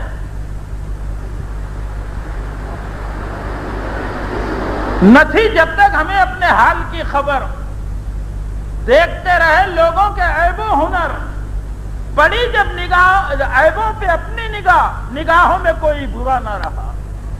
جب آدمی اپنے آپ کو اپنی گندگیوں کو دیکھے گا تو دوسرے کی کوئی گندگی کو نہیں دیکھ سکتا. اور جب آدمی اپنے کو اچھا سمجھتا ہے تو پھر ہر ایک اس کی نگاہوں کے اندر میں خراب ہوتا چلا جاتا. اور مولانا اشرف علی تھانوی رحمۃ اللہ علیہ فرمایا کرتے تھے، دیکھو جن سے ہزاروں لاکھوں انسانوں کو ہدایت ملی، حکیم الامت جنہیں کہتے ہیں، آپ فرمایا کرتے تھے روئے زمین پہ جتنے مسلمان ہیں ان سب سے زیادہ ذلیل فی الحال اشرف علی ہے. پتہ نہیں ان میں سے کس کا عمل خدا کے پاس قبول یا جنتی. اشرف علی کا کوئی عمل قبول ہے کہ نہیں ہے کہ خدا سے جہنم میں. یہ فرمایا کہ جتنے انگریز اور یہودی اور جتنے مشرک اس دنیا میں ہیں ان سب کے اعتبار سے فی المعال موت کے اعتبار سے اشرف علی ذلیل ہے. پتہ نہیں ان میں سے موت پر کس کو ایمان مل جائے اور اشرف علی کا ایمان موت پہ واقع رہتا کہ نہیں رہتا. لیکن اللہ کے نبی نے فرمایا انما الاعمال بالخواتیم، اعمال کا دار و مدار تو خاتمے پر. اللہ کے نبی نے فرمایا ایک آدمی ساری زندگی جنت والوں کے کام کرتا ہے، ایک بالغ جنت رہ جاتی ہے اور رخ بدل جاتا ہے جہنم والوں میں ہو جاتا ہے. اور ایک آدمی ساری زندگی جہنم والوں کا کام کرتا ہے، ایک بالغ جہنم رہ جاتی ہے، رخ بدل جاتا ہے اور پھر جنت والوں میں چلا جاتا ہے. اس لیے امام احمد بن حنبل رحمۃ اللہ علیہ نے فرمایا، جب بچوں نے کہا آپ کے اوپر جب غشی طاری ہوئی، آپ کہہ رہے تھے ابھی نہیں ابھی. بچوں نے کہا اور آپ نے فرمایا ابھی نہیں ابھی نہیں. ہوش آیا تو بچوں نے کہا، ابا جان کسے کہہ رہے تھے ابھی نہیں ابھی نہیں؟ کہا بیٹے شیطان ملعون سامنے کھڑے رہ کے کہہ رہا تھا، امام میرے ہاتھوں سے بچ کے نکل گیا، میں کہہ رہا تھا ابھی نہیں جب تک کہ یہ روح کلمے کے ساتھ جدا نہ ہو جائے. وقت امام موت تک اپنے سے مطمئن نہیں. ہم چلے 2 چلے 4 چلے لگا کے اور 10-20 چلے لگا کے اپنے آپ سے کیسے مطمئن ہو؟ اور میرے دوستوں، میرے بزرگوں، دوسرے کو حقیر جاننا اور اپنے کو اچھا سمجھنا یہ خدا کی نگاہ میں اتنا مبغوض ہے، بڑے بڑے ولیوں کی ولایت کو اس عمل نے سلب کر دیا۔ اپنے کو اچھا سمجھنا اور دوسرے کو میرے دوستو حقیر جاننا۔ اگر خدا نے بیان کرنے کی کوئی صلاحیت دے دی، قربانی کی کوئی توفیق دے دی، تشکیل کی صلاحیت دے دی، اب آدمی نازا ہے اور دوسرے کو حقیر جان رہا، یہ کر کیا سکتے ہیں؟ کر رہے تو ہم ہیں، شیطان دھوکے میں ڈال کر ہم رہے ہیں۔ میرے دوستوں، میرے بزرگوں، جس دن جس وقت دل میں کسی کے تعلق سے یہ بات آئے گی کہ یہ میرے سے کمتر ہے، شیخ الحدیث مولانا زکریا رحمت اللہ علیہ نے آپ بیتی میں واقعہ لکھا، ابو عبداللہ اندلسی رحمت اللہ علیہ بغداد کے اندر وقت کے شیخ ہیں، باراہتر مریدین ہیں، خال اللہ خال رسول اللہ کی آواز مسجدوں میں خانخواہ میں چل رہی ہے۔ شبلی رحمت اللہ علیہ، جنید بغدادی رحمت اللہ علیہ آپ کے شاگردوں میں، جنید بغدادی رحمت اللہ علیہ اس واقعے کو بیان کرتے ہیں۔ شیخ نے ایک مرتبہ یوں فرمایا، چلو شبلی فلاں علاقے کی خیر خبر لیں گے، جیسے ہماری جماعتیں علاقوں میں جاتی ہیں، اس زمانے میں اللہ والے قافلے لے کے علاقوں میں مسلمانوں کے ایمان کی اصلاح کے لیے نکلا کرتے۔ شبلی کہتے ہیں کہ قافلہ روانہ ہوا دعا کے بعد،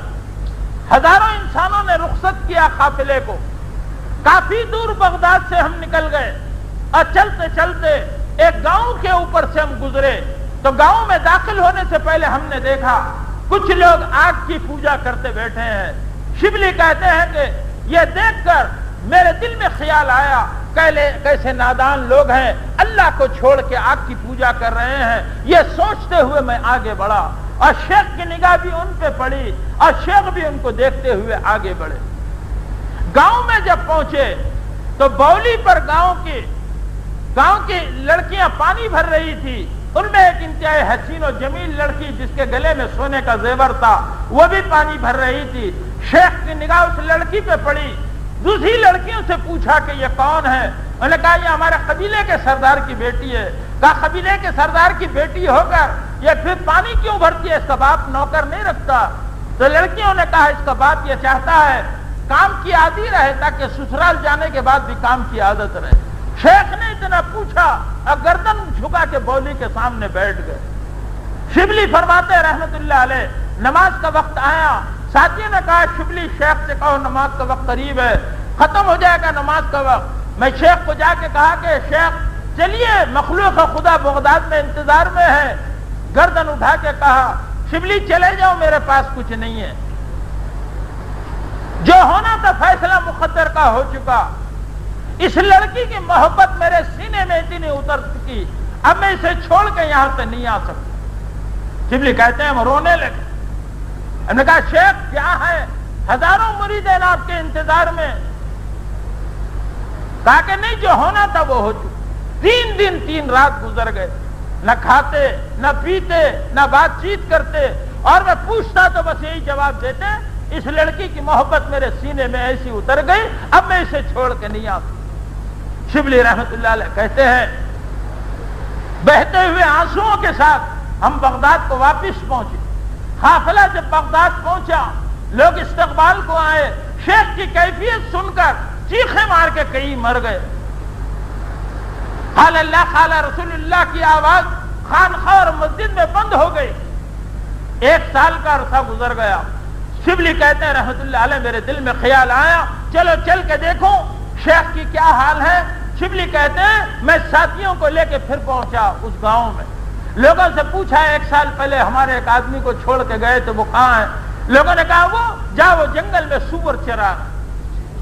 شبلی کہتے ہیں یہ سننا تھا، پیروں کے نیچے سے زمین نکل گئی۔ ہم نے پوچھا کیا بات ہے؟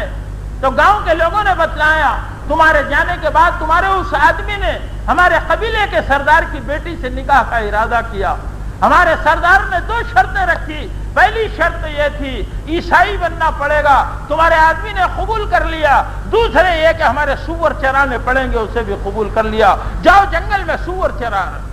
شبلی کہتے ہیں بہتے ہوئے آنسوؤں کے ساتھ جب ہم جنگل میں پہنچے، جو منظر ہماری نگاہوں کے سامنے آیا وہ یہ تھا شیخ کے سر پہ نصرانیوں کی ٹوپی اور کمر میں زنار بندی ہوئی، اور وہ عصا جو ممبر پر رکھ کے خطبہ دیا کرتے تھے وہ ہاتھ میں ہے اور سوروں کو ہانک رہے ہیں۔ یہ دیکھ کر ہماری چیخیں نکل گئی، ہم رونے لگے، ہم کو روتا ہوا دیکھ کر شیخ بھی رونے لگے، اور ہماری رونے کی آواز سے جانور سہم کے درخت کے نیچے جا کے کھڑے ہو گئے۔ جب آنسو تھمے میں شیخ کے قریب گیا اور میں نے کہا کہ شیخ چلیے، مخلوق خدا بغداد میں انتظار کر رہی ہے۔ پھر گردن اٹھا کے فرمایا، شبلی میں نے 1 سال پہلے بھی تم سے یہ کہا تھا میرے پاس کچھ نہیں ہے، کیوں آئے؟ میں نے پوچھا شیخ 30,000 حدیثیں آپ کو یاد تھی، کوئی حدیث یاد بھی ہے؟ فرمایا سوائے ایک حدیث کا کوئی حدیث یاد نہیں، اور وہ حدیث یہ ہے جو اپنے دین سے پھر جائے اسے قتل کر ڈالو، اس کے علاوہ مجھے کوئی حدیث یاد نہیں۔ شبلی کہتے ہیں میں خوشامد کرتا رہا اور شیخ کہتے رہے چلے جاؤ، میرے پاس کچھ نہیں۔ مجبور ہو کر پھر میں ساتھیوں کو لے کے جنگل سے چلا۔ شبلی کہتے ہیں رحمت اللہ علیہ، ایک منزل طے کرنے کے بعد دریا کے کنارے ہم نے پڑاؤ ڈالا۔ تھوڑی دیر گزری، میں نے دیکھا شیخ دریا میں سے غسل کر کے نکلے، کلمہ لا الہ الا اللہ محمد رسول اللہ پڑھتے ہوئے قافلے میں آ کے شامل ہو گئے۔ خوشیوں کی لہر دوڑ گئی، قافلہ بغداد پہنچا، مسجدوں میں اور خانقاہ میں قال اللہ قال رسول اللہ کی آواز شروع ہو گئی۔ ایک دن تنہائی میں شیخ کے ساتھ خانقاہ میں بیٹھا تھا، میں نے پوچھا کہ شیخ یہ سب سال بھر کیا ماجرا تھا؟ شیخ نے فرمایا شبلی یاد کرو، پہلی مرتبہ جب اس گاؤں سے ہم گزر رہے تھے، لوگوں کو آگ کی پوجا کرتے ہوئے دیکھ کر میرے دل میں حقارت آئی۔ میں نے دل میں سوچا ہم مواحد ہیں یا کیسے کمتر ہیں ہم سے۔ اس کیفیت کے ساتھ جب یہ کیفیت میرے اندر آئی میں نے ان کو کمتر سمجھا۔ شیخ نے یہاں لکھا گناہ سے نفرت اور چیز ہے، گناہگار سے نفرت اور چیز۔ بچے کے جسم کو پخانہ لگ جائے، ماں کو پخانے سے نفرت ہوتی ہے، بچے سے نہیں ہوتی۔ اگر کوئی مسلمان گناہ میں ملوث ہے اس کے گناہ سے تو نفرت ہوگی، لیکن اس کے سینے میں جو نور ایمان ہے ساتوں زمین و آسمان سے قیمتی ہے، وہ مسلمان سے نفرت نہیں ہو سکتی۔ اگر کوئی انسان کفر شرک میں مبتلا ہے اس کے کفر شرک سے نفرت ہوگی، لیکن انسان ہونے کے ناطے ساری مخلوقات سے خدا کے سامنے بہتر ہے، اس سے نفرت ہماری ذات کو نہیں ہوگی۔ فرمانے لگے شبلی یاد کرو، جب ہم پہلی بار گاؤں میں گزر رہے تھے، داخل ہو رہے تھے،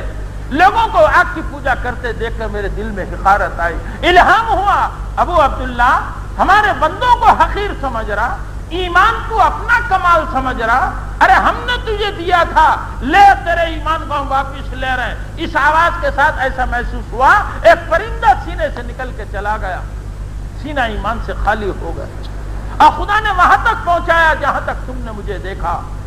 پھر میں نے پوچھا شیخ کیفیت کیسے لوٹ کے آئی؟ فرمانے لگے جب تم رو دھو کے چلے گئے میں جنگل میں خدا کے سامنے سجدے میں روتا رہا اور کہا مالک یہ عتاب میرے اوپر کب تک ہوگا؟ میں اپنے کیے پہ شرمسار و نادم ہوں، سچی پکی توبہ کرتا ہوں۔ الہام ہوا ابو عبداللہ جب اپنے کیے کے اوپر تم نادم ہو، لو پہلے سے زیادہ ایمان کی کیفیت دیتے اور خدا نے سے زیادہ پہلے سے زیادہ ایمان کی کیفیت عطا فرماتا۔ اس واقعے کو لکھ کر شیخ الحدیث مولانا زکریا رحمۃ اللہ علیہ لکھتے ہیں ایک کافر کی حقارت پر وقت کے شیخ کو خدا نے اس مقام پہ پہنچا دیا۔ اگر کسی مسلمان کو اور کسی کام کرنے والے ساتھی کو اگر ہم حقیر سمجھیں گے، پتہ نہیں جہنم کے کس کونے کے اندر ہمارا مقام خدا پاک نے فرمایا اس کام کے اندر آدمی اپنے کو کمتر جان کے چلے۔ حضور نے دعا سکھائی اللہم اجعلنی صغیرا فی اعینی و کبیرا فی اعین الناس، اے اللہ میری نگاہوں میں مجھے کمتر بنا دے اور تیری مخلوق کی نگاہوں کے اندر مجھے اونچا بنا دے۔ یہ فرمایا ناقد جب آدمی چلے گا تو مولانا اسحاق رحمۃ اللہ علیہ فرماتے تھے خدا محروم کر دیں گے اس سے کام۔ اس لیے اللہ کو یہ پسند نہیں، تکبر پسند نہیں، خدا کو عاجزی پسند۔ تو ایک کام کی صفت یہ ہے آدمی عاجز بن کے چلے۔ وہی ڈالیاں جھکی بھی رہتی ہیں جس کے اوپر پھل ہوتے ہیں، اور وہ سرو کا درخت جس میں کوئی پھل نہیں ہوتا کھڑا ہوا ہوتا ہے۔ جس میں کوئی خوبی نہیں ہوتی، تکبر اور اکڑ اپنے اندر میں ہوتی ہے، اور جس کے اندر خوبیاں ہوتی ہے وہ اپنے آپ کو جھکا کے لے کے چلتا ہے۔ تو اس کام کے اندر میرے دوستوں، میرے بزرگوں، میرے بھائیوں، اپنے آپ کو ناقد بننے سے بچانا۔ اور پھر دوسری قسم فرمایا قانے، جو کر رہے اس پہ قناعت، آگے اس کو ترقی نہیں ملے گی۔ اور تیسرے میرے دوستوں، میرے بزرگوں، میرے بھائیوں، مولانا یوسف صاحب رحمۃ اللہ علیہ فرمایا کرتے تھے، تیسری قسم کیا ہے؟ تعلیم۔ جو کر رہا ہے کم سمجھ رہا آگے کی طلب میں، خدا صفات سے بھی نوازیں گے، خدا اس سے کام دے۔ تو میرے دوستوں، میرے بزرگوں، میرے بھائیوں، اس کام میں جو خدا نے لگایا، جس کے ذریعے سے خدا کے احکام، نبی کے طریقے ہماری ذات میں، امت میں، ساری انسانیت میں زندہ ہوں گے انشاءاللہ۔ اب اس کے لیے اللہ نے اس کام میں ہمیں لگایا، تو اس کام کو اپنی اصلاح کی بنیاد کے اوپر ہمیں کرنا ہے۔ اپنے آپ کو کمتر سمجھ کے، چاہے کتنی چوٹی پہ خدا پہنچا دے اور کتنے اونچے مقام پہ خدا پہنچا دے، لیکن اپنے آپ کو آدمی وہی گندا سمجھ کے جائے، میری کوئی حیثیت نہیں، یہ سارے کمالات اللہ کے جو ہیں، جو اللہ نے مجھے عطا فرمائے، میرا اس میں کوئی کمال نہیں۔ آدمی اپنے آپ کو کمتر سمجھ کے جائے۔ ابھی فرمایا کہ اس کام کے اندر جب آدمی اپنے کو کمتر سمجھے گا تو کسی کے قریب بھی جائے گا، اسے جوڑے گا، اس سے جڑے گا۔ اور ہمارا یہ کام ہر ایک سے جڑنا، ہر ایک کو جوڑنا، یہ ہمارے کام کی بنیاد ہے۔ اللہ کے نبی محمد صلی اللہ علیہ وسلم نے منافقوں کو موت تک نبھایا ہے، جوڑ کے چلایا ہے۔ میرے دوستوں، میرے بزرگوں، حضور کے زمانے میں عبداللہ بن ابی سلول منافقوں کا سردار، جس کی کوشش یہ ہوتی تھی ہر آن اسلام کو ڈائنامیٹ کروں، مسلمانوں میں لڑائی لگاؤں۔ ایک مرتبہ سفر میں حضور کے ساتھ تھا، یہ منافق نماز بھی پڑھتے تھے حضور کے ساتھ، سفروں میں بھی رہتے تھے میرے دوستوں، میرے بھائی۔ ایک سفر میں ساتھ تھا، ایک مہاجر اور انصار میں کچھ گفتگو تیز ہو گئی، ایک مہاجر صحابی نے انصاری کو تماچا مارا، تماچا مارتے ہی وہ صحابی کی زبان سے نکلا، یا للانصار، اے انصاریوں آ جاؤ۔ انصاریوں کی تلواریں نکل گئی، انہوں نے کہا یا للمہاجرین، مہاجرین کی تلواریں نکل گئی۔ قریب تھا کہ آپس میں لڑ پڑتے۔ اللہ کے نبی صلی اللہ علیہ وسلم کو اطلاع ملی، آپ تشریف لائے، ایسا بلیغ خطبہ دیا، روتے ہوئے صحابہ گلے مل کے واپس ہوئے۔ عبداللہ بن ابی سلول کو موقع ملا، یہ موقع ہے یہ مسلمانوں کو آپس میں لڑانے کا۔ میرے دوستوں، میرے بھائیوں،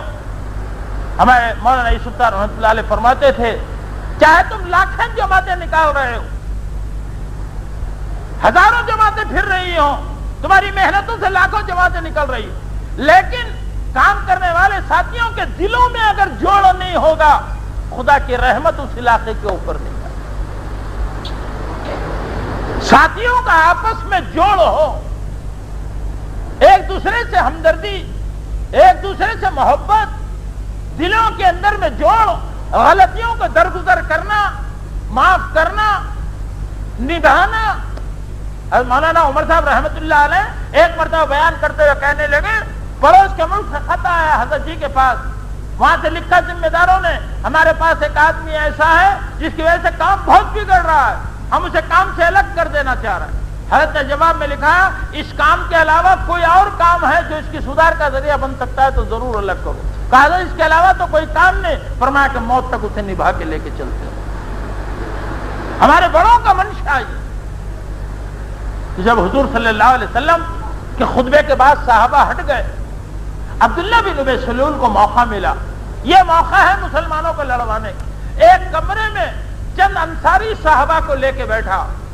ایک صحابی وہاں لیٹے ہوئے آنکھیں بند تھی، وہ سمجھا کہ یہ سو رہے، حالانکہ وہ جاگ رہے تھے، آنکھیں بند تھی صرف ان کی۔ اب ابی بن سلول نے کہا، اور ان مہاجرین کو جگہ دو مدینے میں،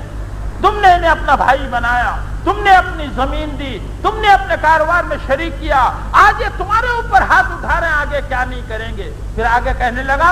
ہم عزت والے، اور نعوذ باللہ حضور صلی اللہ علیہ وسلم صحابہ سے کہنے لگا، مکے کے مہاجرین سے، ان ذلیلوں کو جب مدینہ جائیں گے تو مدینے سے باہر کریں۔ وہ صحابی جو لیٹے ہوئے تھے سب سن رہے، مجلس ختم ہو گئی، یہ حضور کی خدمت میں گئے صلی اللہ علیہ وسلم، حضرت عمر پاس بیٹھے تھے رضی اللہ تعالیٰ. تو صحابی نے کہا یا رسول اللہ ابی بن سلول وہاں یوں بھڑکا رہا ہے تو عمر تلوار نکالے. کہا رسول اللہ اس کی گردن اڑا دوں گا. انہوں نے فرمایا کہ عمر بیٹھو, لوگ یہ کہیں گے محمد صلی اللہ علیہ وسلم اپنے ہی ساتھیوں کو قتل کرتے ہیں. قافلہ واپس ہوا.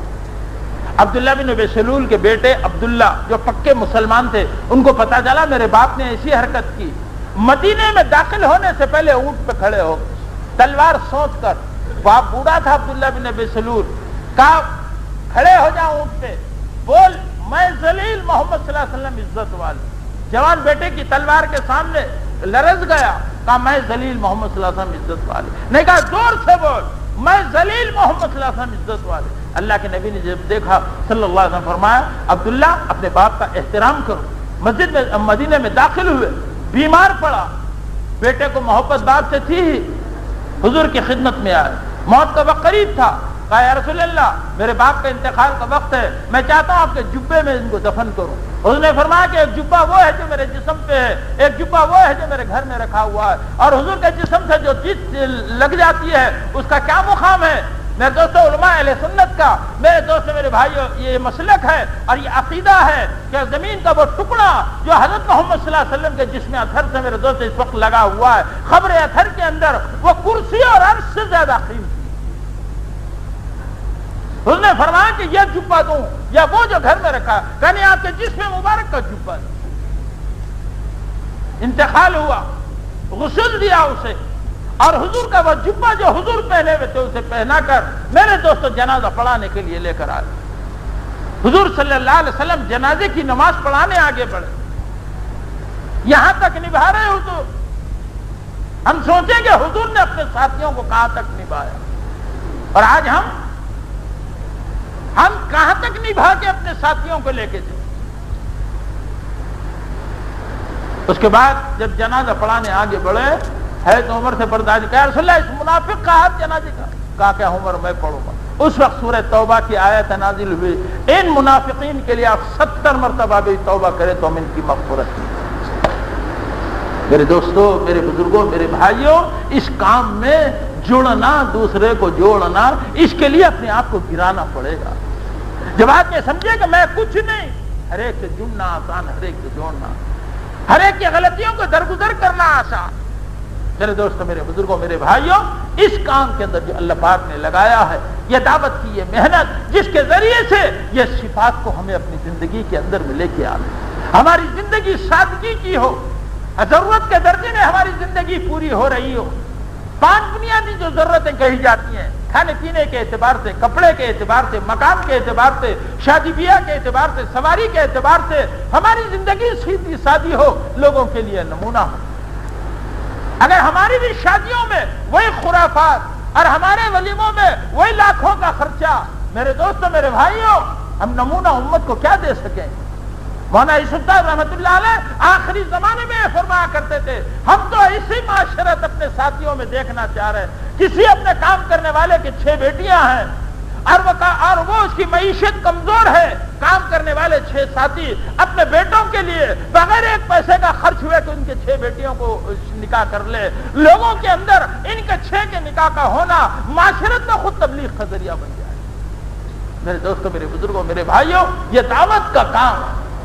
میرے دوستوں, میرے بھائیوں, یہ سب سے پہلے ہمیں اپنی زندگی کو ان صفات سے آراستہ کرنا پڑے گا, ان صفات کو اپنے اندر پیدا کرنا. اگر چلا لگا, 4 مہینے لگے, آدمی جائزہ لے, 4 مہینے میں لگایا, میری زندگی میں کیا تبدیلی آئی. خالی 4 مہینے لگانا مقصود نہیں ہے, بلکہ مقصود ان صفات کا پیدا کرنا ہے. خالی درخت کے تنے اور پتے اور ڈالیوں کو پھیلانا مقصود نہیں, بلکہ پھل کا لانا مقصود ہے. اور صفات پھل کی طرح سے ہیں, اور وہی درخت میرے دوست قابل قبول ہے جو پھل دینے والا ہو, اور جو پھل نہ دیتا ہو, کانٹوں سے بھرا ہو, اس کی کوئی قیمت نہیں. اس لیے یہ مبارک کام میں اللہ تبارک و تعالیٰ نے ہم کو چلایا, تو اس کے اندر میرے دوستوں, میرے بزرگوں, میرے بھائیوں, ہمیں اپنے اندر میں ان صفات کو پیدا کرنے کی ضرورت ہے. اور میرے دوستوں, جب یہ صفات پیدا ہوئے تھے ہمارے اندر میں, اور یہ زندگی ایمان کی, اسلام کی ہمارے اندر میں آئی تھی, اور دعوت کی محنت کرتے کرتے کرتے کرتے پھر ہمارے ماحول ایسے بنے تھے کہ میرے دوستوں, ہم بازار میں بیٹھتے تھے, غیر ہماری تجارت کو دیکھ کر اسلام کو قبول کرتے تھے۔ اور پھر میں دوستو ہمارے محلوں میں غیر اپنی جو ہے تو جوان بچیوں کی عصمت کی حفاظت کو دیکھا کرتے تھے۔ بارہا ہم ان واقعات کو سنتے رہتے ہیں کہ حضور کے زمانے میں ایک یہودی سفر پہ چلا اور یہ دعوت کی محنت سے صحابہ میں وہ صفات پیدا ہو چکے تھے کہ میرے دوست میرے بھائیوں، ایسے تقوی کی زندگی، طہارت کی زندگی اور دوسروں کو نفع پہنچانے والی کا مزاج اور خود بھوکے رہ کے دوسروں کو کھلانے کا مزاج، یہ اخلاق کی بلندی ہم مسلمانوں کے اندر میں، یہ دعوت کی محنت، یہ کردار نے ہم کو کردار پیدا ہوئے تھے کہ میرے دوست پھر غیر ہمارے محلوں کے اندر اپنی عزتوں کو ڈھونڈا کرتے تھے۔ اور ایک یہودی سفر پہ جاتے ہوئے جوان بیٹی کو مسلمان کے گھر میں امانت کے طور پہ چھوڑ کے جانے لگا۔ اس کی ذات کے یہودیوں نے کہا تو یہ شرم نہیں آتی تو اپنی جوان بیٹی کو مسلمان کے گھر میں چھوڑ رہا، اپنے ساتھیوں اپنے یہودیوں کو چھوڑ کر۔ اس یہودی نے کہا میں نے ابھی ان مسلمانوں کی زندگی کو دیکھا ہے، ان کی نبی کی تعلیم یہ ہے، رمضان کا مہینہ گزرا، ان کے نبی کی تعلیم یہ ہے حالت روزے میں حلال بیوی کے قریب نہ جانا۔ تو جو مسلمان اپنے نبی کی تعلیمات پر عمل کرتے ہوئے حالت روزے میں حلال بیوی کے قریب نہ جاتے ہو، بھلا میری بچی پہ کیا غلط نگاہ ڈال سکتے ہیں؟ میری بچی کی عصمت کی حفاظت ہو سکتی ہے تو ان مسلمانوں کے گھر میں۔ جب دعوت کی محنت میں ہم چل رہے تھے اور جان مال کی قربانی دے رہے تھے تو اخلاق کی یہ بلندی ہمارے اندر میں آئی تھی، غیر اپنی بہو بیٹیوں کی عزتوں کی حفاظت ہمارے گھروں میں ڈھونڈ۔ اور آج جب دعوت کی محنت ہم میں سے نکلی یا دعوت کی محنت کرتے ہوئے بھی وہ اخلاق کی بلندی نہیں آئے تو پھر آج کیا ہوا؟ آج مسلمان کی جوان بیٹی برقع اوڑھ کے اسکول کو جاتی ہے، بڑا سا مسلمان نوجوان اس کی عزت کے لوٹنے کے در پہ ہے، اس کے پیچھے سیٹیاں بجاتا ہے، چورستے پہ اس کا مذاق اڑاتا ہے۔ یہ ماحول کا یہ بگاڑ، یہ امت کا یہ اخلاقی زوال، یہ دعوت کی محنت کے نہ ہونے کے نتیجے۔ بازار میں ہم بیٹھے ہیں اور ہمارے اعمال کو دیکھ کر میرے دوستو غیر اسلام کو پہچان رہے ہیں۔ ملک شام میں ایک صحابی دکان کھول کے بیٹھے، یہودی آ کے پوچھا جو ملے گی کہاں ملے گی؟ کہا کیا قیمت ہے؟ کہا یہ قیمت ہے۔ کہا اتنی دے دو۔ کہہ لے کہ جو موجود ہے تو لینے تیار ہے، لیکن صبح سے اب تک اتنا میرا دھندا ہو چکا، میرے دن بھر میرے بیوی بچوں کے گزارے کے قابل ہو گیا۔ سامنے والے دکاندار کو دیکھ رہا ہوں وہ خالی بیٹھا ہے، اب تک کوئی گاہک اس کے پاس نہیں آیا، میرا مشورہ یہ ہے اس کے پاس جا کے لے لے۔ یہ اب یہ یہودی حیران ہے اپنے نفے کو چھوڑ کے مجھے وہاں کیوں بھیج رہا، اور جب پہنچا تو کیا دیکھتا وہ دکاندار مسلمان نہیں بلکہ یہودی ہے، حیرت میں پڑ گیا۔ جاؤ وہاں خریدا، پھر یہ صحابی کی دکان پہ آیا، انہوں نے پوچھا کیا بات ہے؟ جو تجھے نہیں ملی؟ کہا جاؤ وہاں خریدا ہوں، ایمان تمہارے پاس خریدنے کے لیے آیا۔ یہ زندگی میرے دوستوں دعوت نے ہم کو دی تھی، اور یہ زندگی کو اپنے میں عالم کے انسانوں میں پھیلانے کے لیے اللہ کے نبی محمد صلی اللہ علیہ وسلم نے قربانی کا ایک میدان قائم کیا تھا۔ اپنی ذات سے پہلے آپ نے نمونہ پیش کیا، اپنے گھرانے کے اوپر 2 مہینے چولہے بجھے ہوئے دیکھے،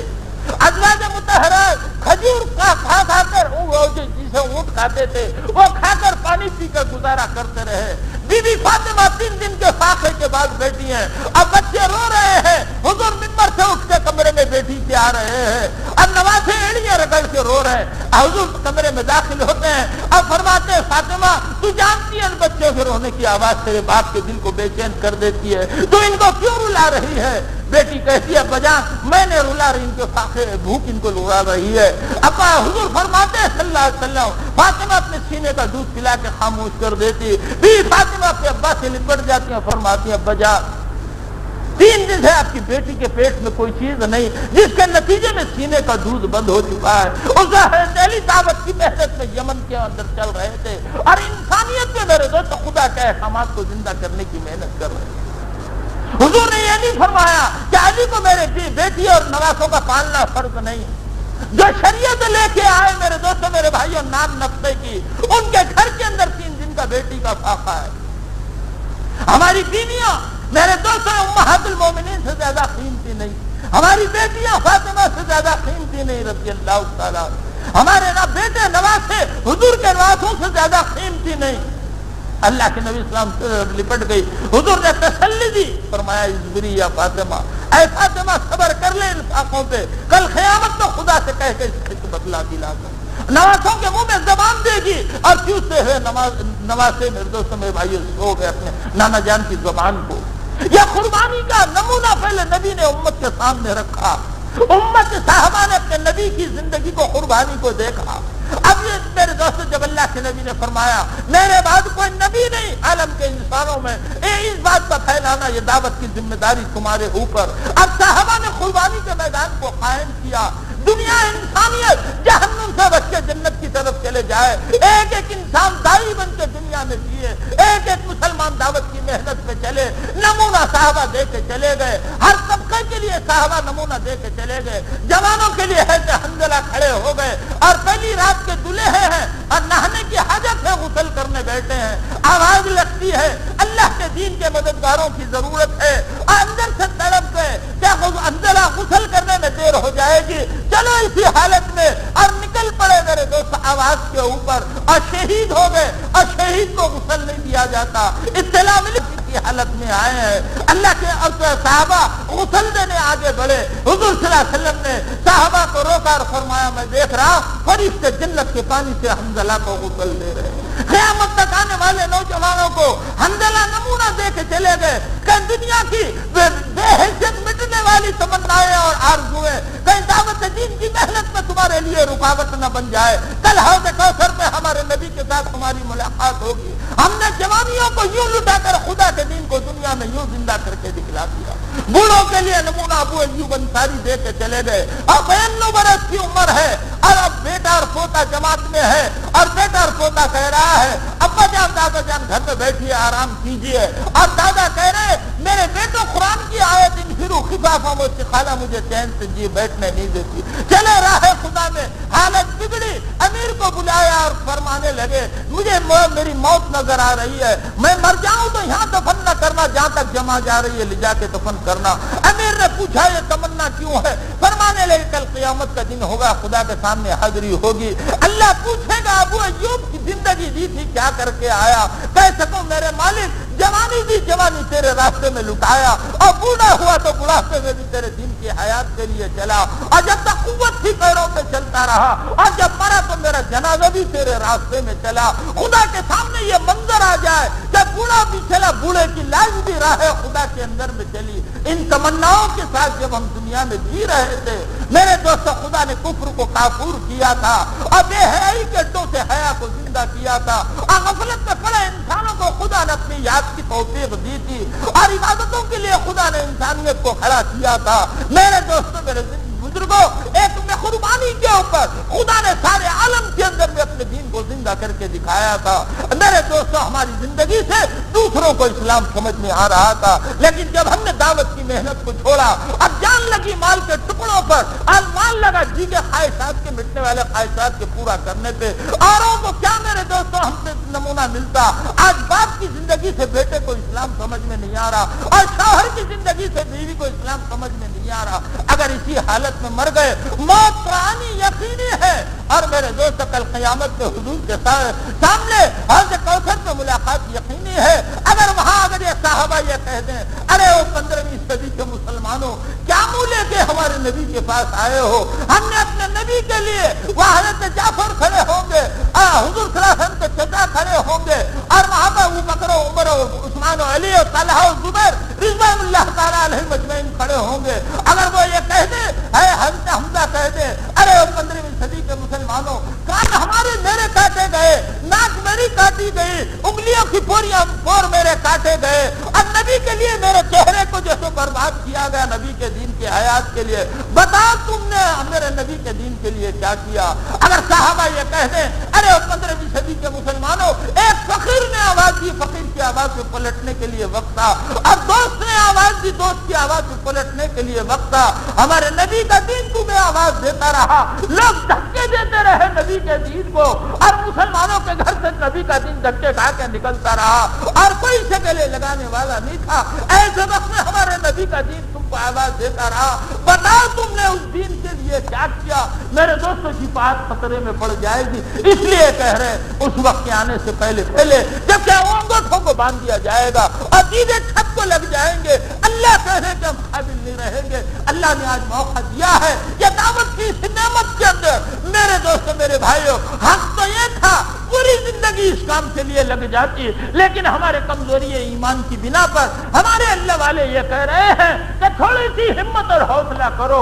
اور پوری زندگی میں ایک مرتبہ 4 مہینے کا وقت لگاؤ اور خدا توفیق دے ہر سال 4 مہینے لگاؤ, ورنہ 40 دن ہر سال اور 3 دن جو ہے ہر مہینہ, اور مسجد وار جماعت کے ساتھ 5 کاموں میں اپنے آپ کو مشغول کرو. اتنا بھی کرتے رہو گے اللہ کی ذات سے امید ہے خدا اپنے خدوس مرنے سے پہلے زندگی کو صفات سے آراستہ کریں گے. ہزاروں کو خدا ہمارے ذریعے سے ہدایت کے راستے پہ ڈالیں گے اور قیامت کے میدان میں حضور کے جھنڈے تلے لاکھوں کو ساتھ لے کر ہم جنت میں داخل ہونے والے ہوں گے. موت سے ڈر 200-500 فرشتے خطبے لا کر ہماری روح کے استقبال کو لے کے چلیں گے. آسمان اول پر جبرائیل 70,000 فرشتوں کے استقبال کے ساتھ آئے گا اور اللہ تعالیٰ کے سامنے عرش الہی کے سامنے روح سجدہ ریز ہوگی. خبر کو خدا بندے قدوس میرے دوست میرے بھائیوں اور جنت کا باغ بنائیں گے. قیامت کے میدان میں عمل نامہ خدا سیدھے ہاتھ میں دے گا. کل خراب میں خدا اپنے کرم سے بجلی کی طرح گزارے گا. محمد صلی اللہ علیہ وسلم کے مبارک ہاتھوں سے جام کوثر ملے گا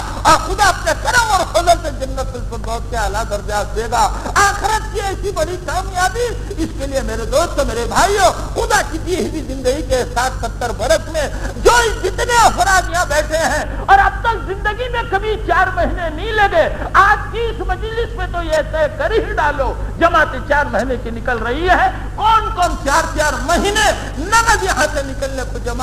نکلنے کے لیے تیار ہے؟ جن کا وقت اب تک نہیں لگا وہ سارا طبقہ, اور جو لوگ نام لکھا چکے وہ نام لکھانے کی ضرورت نہیں, اور جو نام نہیں لکھا ہے اب تک اور اب تک زندگی کے 4 مہینے نہیں لگے, ایسی دنیا آخرت کی بڑی کامیابی کے لیے اب بتاؤ اس مجمع میں وہ کون مرد مجاہد ہے جو سب سے پہلے کھڑے ہو کے یوں کہے میرے 4 مہینے زندگی کے راہ خدا میں, اس کے لیے حوصلے کے ساتھ کھڑے ہو جاؤ. بعد والوں کو سارا اجر پہلے والے کے حصے میں آئے گا. اس کے لیے بس ہمت کر کر کے بتاؤ کون کون 4 مہینے اللہ کے راستے میں لگانے کے لیے تیار ہے؟ بولے ہمت اور حوصلے کے ساتھ کون کون.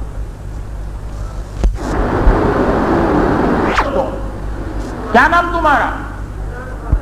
عمران خان, اللہ قبول فرمائے. اور بولو حیدرآباد کے. اور بتاؤ اور کون چلیں گے؟ کیا نام؟ کہاں کے نام لکھاؤ, حوصلے کے ساتھ بولو. وہ قریب والوں کو لکھنے دو. حدیث وہ جو قریب ہے ایک طرف بیچ میں جاؤ میاں, اور لکھنے والے بھائی ان کو آگے جاؤ, اتنی دور سے آواز نہیں آتی. بولا مجمع یوں ہی 5-10 منٹ بیٹھا رہے, کافی وقت ہے اذان اور نماز کو. 5:30 بجے عصر کی جماعت ہے, مجمع یوں بیٹھا رہے. اب نام آپ لکھانا شروع کرو. 4 مہینے کون کب سے لگائیں گے؟ بولا حوصلے کے ساتھ بولو. جس کے 4 مہینے زندگی میں نہیں لگے وہ حوصلے کے ساتھ لکھا میرے 4 مہینے کے لیے میں تیار. بچے بھی بولو, بڑے بھی بولو, جوان بھی بولو, بوڑھے بھی بولو, تاجر بھی بولو, کاشتکار بھی بولو. ہر آدمی کہے کہ میں 4 مہینے لگانے کو تیار ہوں.